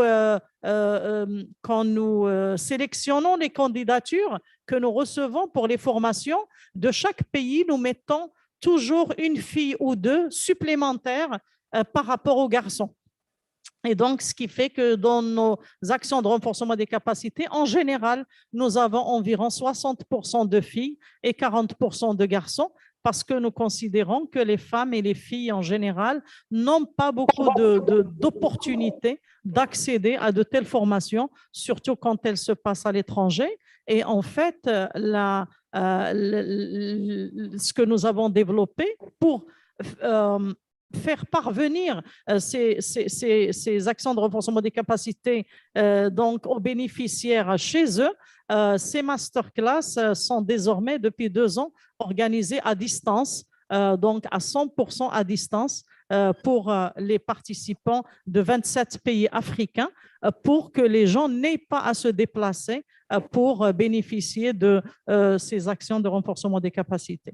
Voilà ce que j'avais à dire. Et si j'ai un appel à lancer, c'est de lancer un appel au moins aux organisations qui sont présentes avec nous aujourd'hui et aux organisations qui participent à distance et qui nous écoutent pour accorder plus d'importance à cet aspect de renforcement des capacités parce qu'il est essentiel. Nous voulons ensemble atteindre un certain objectif en termes de limitation des émissions de gaz à effet de serre et de résilience face au changement climatique, mais pour cela, il faut des capacités pour pouvoir soutenir ces efforts de la communauté internationale. Et donc, voilà ce que j'avais à dire et merci beaucoup. Merci. Thank you very much, Dr. Rajai Shafir. Now I would like to ask the next question to Mr. Ismail Farjia from Muhammad VI Foundation for the Protection of the Environment. Sir, can you please give your insight on what areas of capacity building do you see emerging with the promise to drive the successful implementation of COP26? And I would also like you to comment on the ways the Africa or Islamic country can prepare for COP27. Thank you very much, and it's such an honor and pleasure to be present here and to be able to speak well as youth and also be able to presenting young people in this interesting event. I would like to address these questions by presenting a sort of the actions we made so far in the context of the African Youth Climate Hub and how we participated at COP26 and how we are looking forward to COP27, and including in that aspect the challenges in terms of capacity building and so on. And so therefore, I will just briefly talk about the African Youth Climate Hub and how it looks like and what we did so far, and then conclude with some remarks. So being launched by Her Royal Highness Princess Hasna in 2019 during the UNSG Climate Summit, this initiative is an official partnership with UNGO, OCP Group, and the Mohammed VI University Polytechnic. And it is a structured effort to respond to and amplify the voices and actions of young people starting in Africa. And it is based on 2 concrete pillars, a digital hub and a physical hub. The digital hub consists of 1, facilitate the networks and connection among youth and across generations. 2, concretely support youth projects with a focus on measurable impact. 3, capture, develop, and disseminate knowledge that we co-construct with youth based on their needs and also their expertise. 4, celebrate and make visible youth stories and youth leadership and youth innovation. 5, collect and provide data on and for youth on public mobilization. And finally, identify the highlight green jobs and training opportunities for youth. This digital aspect is also translated in a physical one, which consists of the Hassan II International Center for Environmental Training, which most of our colleagues are present now during this event, and also the Mohammed VI University Polytechnic. So this is generally the African Youth Climate Hub that counts today more than 10,000 subscribed users and has more than 18 ambassadors representing it across the African continent and across the world, actually. We have launched our incubation program, and now we have received more than 200 youth-led projects that are going through the evaluation phase now. And we have also successfully launched our first e-learning module on climate literacy, which we believe is the basis for capacity building. If young people don't know what is climate and what we're talking about, we cannot address these challenges. And this is where we started, and this is what we're building on, and this is what we've been working on also in COP26. The African Youth Climate Hub has been present in COP26 and organized and attended and spoke at several events with several youth across the world, and not only the African continent, where climate education has been considered as the first step for whatever action we need as young people to have in order to make an impact. We had an event where we presented the aim of climate education, but we have also been able to bring the concepts with concrete actions that are led by young people. Some of our ambassadors were present there and presented their concrete actions to address climate change, and some have some innovative ideas and some innovative ongoing projects that need support to be implemented.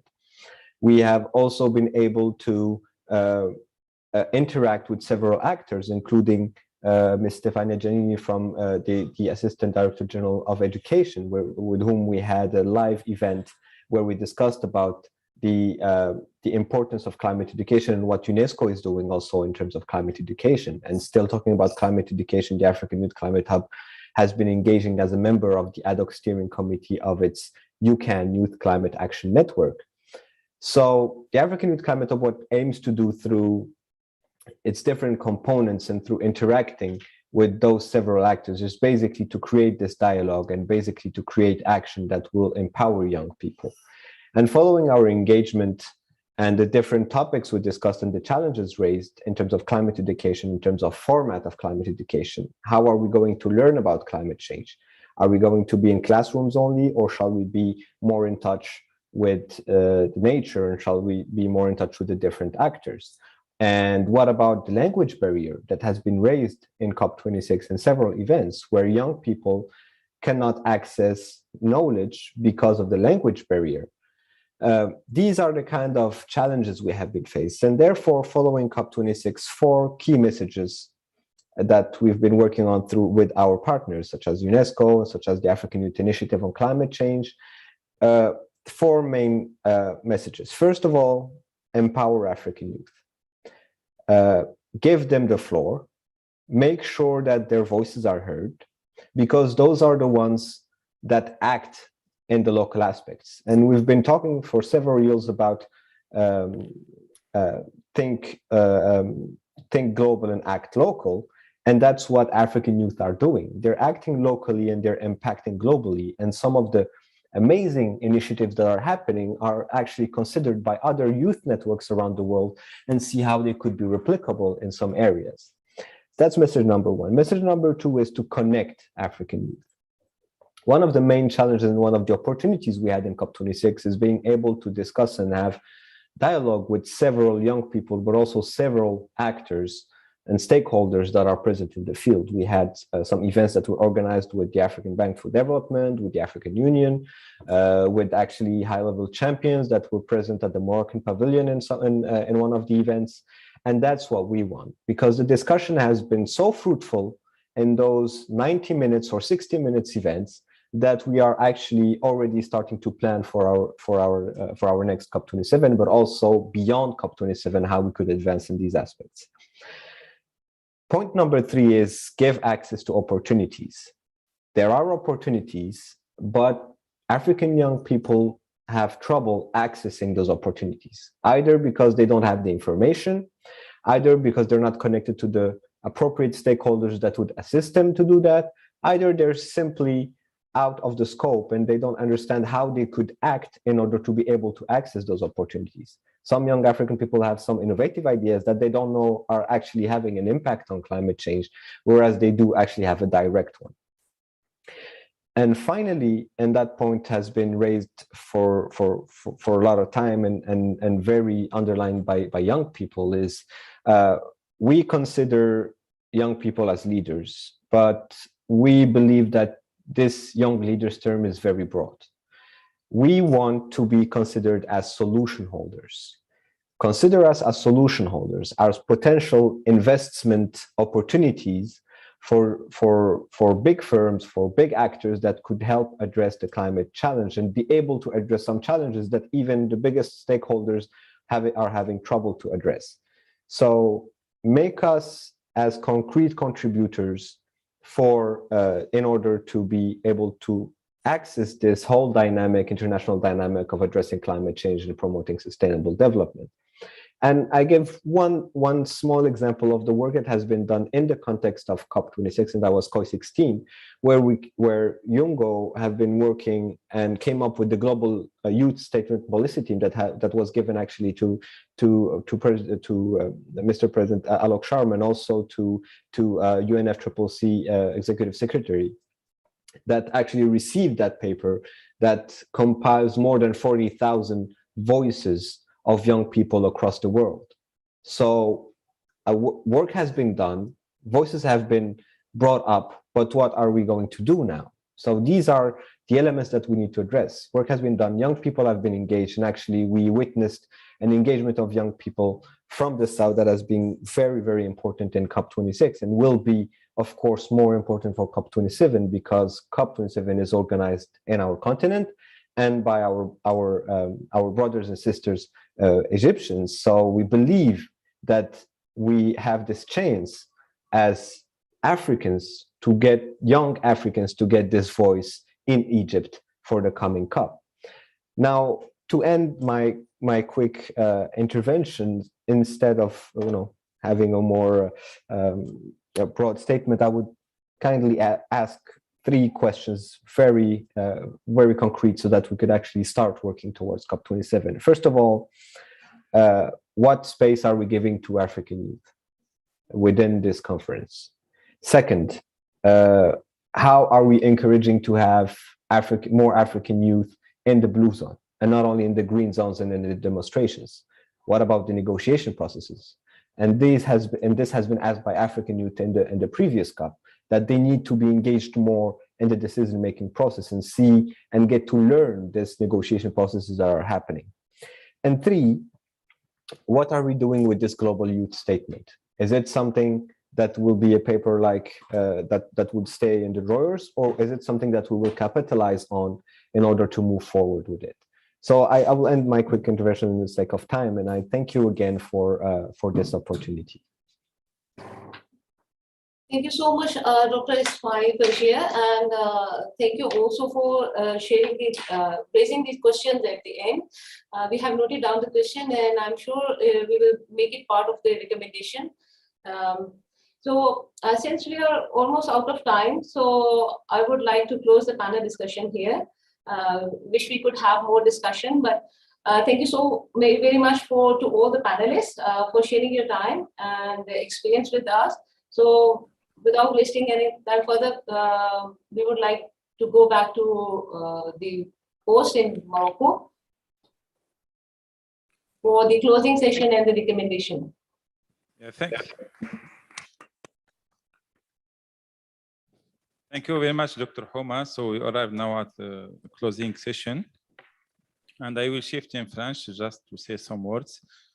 À la fin de ce webinaire, qui a été tenu en mode hybride dans ce beau centre, qui est le Centre international Hassan II de formation à l'environnement, je voudrais tout d'abord remercier encore une fois nos partenaires, la Fondation Mohamed VI pour la protection de l'environnement, COP26's, UNESCO, RCIEE, Forci Maroc et ECLJ Africa, pour leur aide et appui dans l'organisation de cet événement très important. Mes remerciements aussi vont à tous les intervenants, les speakers, ainsi que les participants qui ont pris part à ce webinaire. En effet, nous devons fédérer nos efforts pour lutter contre les changements climatiques. La COP27, qui se tiendra cette année en Égypte, sera l'occasion propice pour aborder toutes ces questions et relever tous ces défis. Elle sera aussi l'occasion pour défendre les intérêts du monde islamique et de l'Afrique qui sont les plus touchés par les effets des changements climatiques et aussi fournir l'appui nécessaire à nos pays membres en termes d'adaptation et d'atténuation, mais aussi à relever le défi de l'accès au financement, et cela à travers plusieurs outils qui peuvent être déployés comme le renforcement des capacités, le transfert du savoir-faire, le transfert de technologies et la mise en échelle de solutions pour réduire les effets du changement climatique, aussi à travers les formations universitaires et l'appui à la recherche. On a préparé quelques recommandations qu'on va partager après l'événement avec vous. Et juste pour finir, je voudrais dire que l'ICESCO est prête pour réunir et travailler avec tous nos partenaires pour le bon succès de la COP27 qui se tiendra, Inch'Allah, en Égypte prochainement. Merci beaucoup à tous et on vous verra prochainement. Merci. À la prochaine.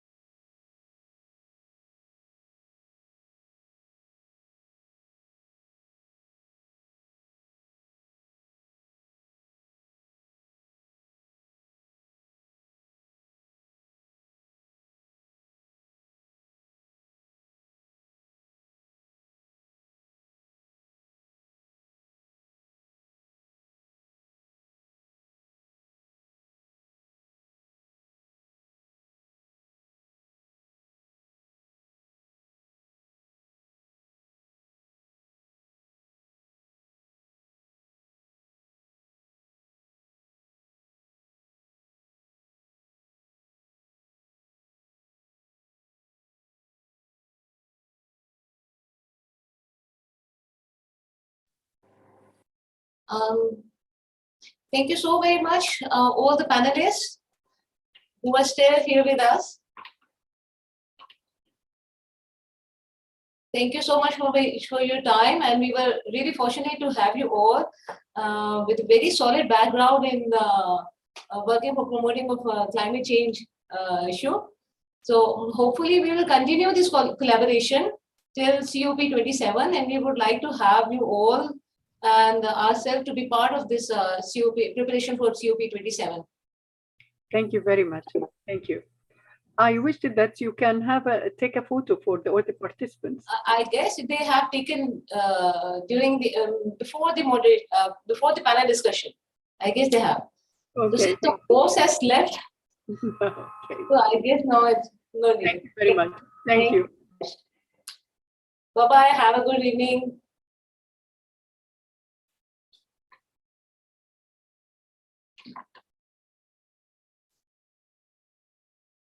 Very good.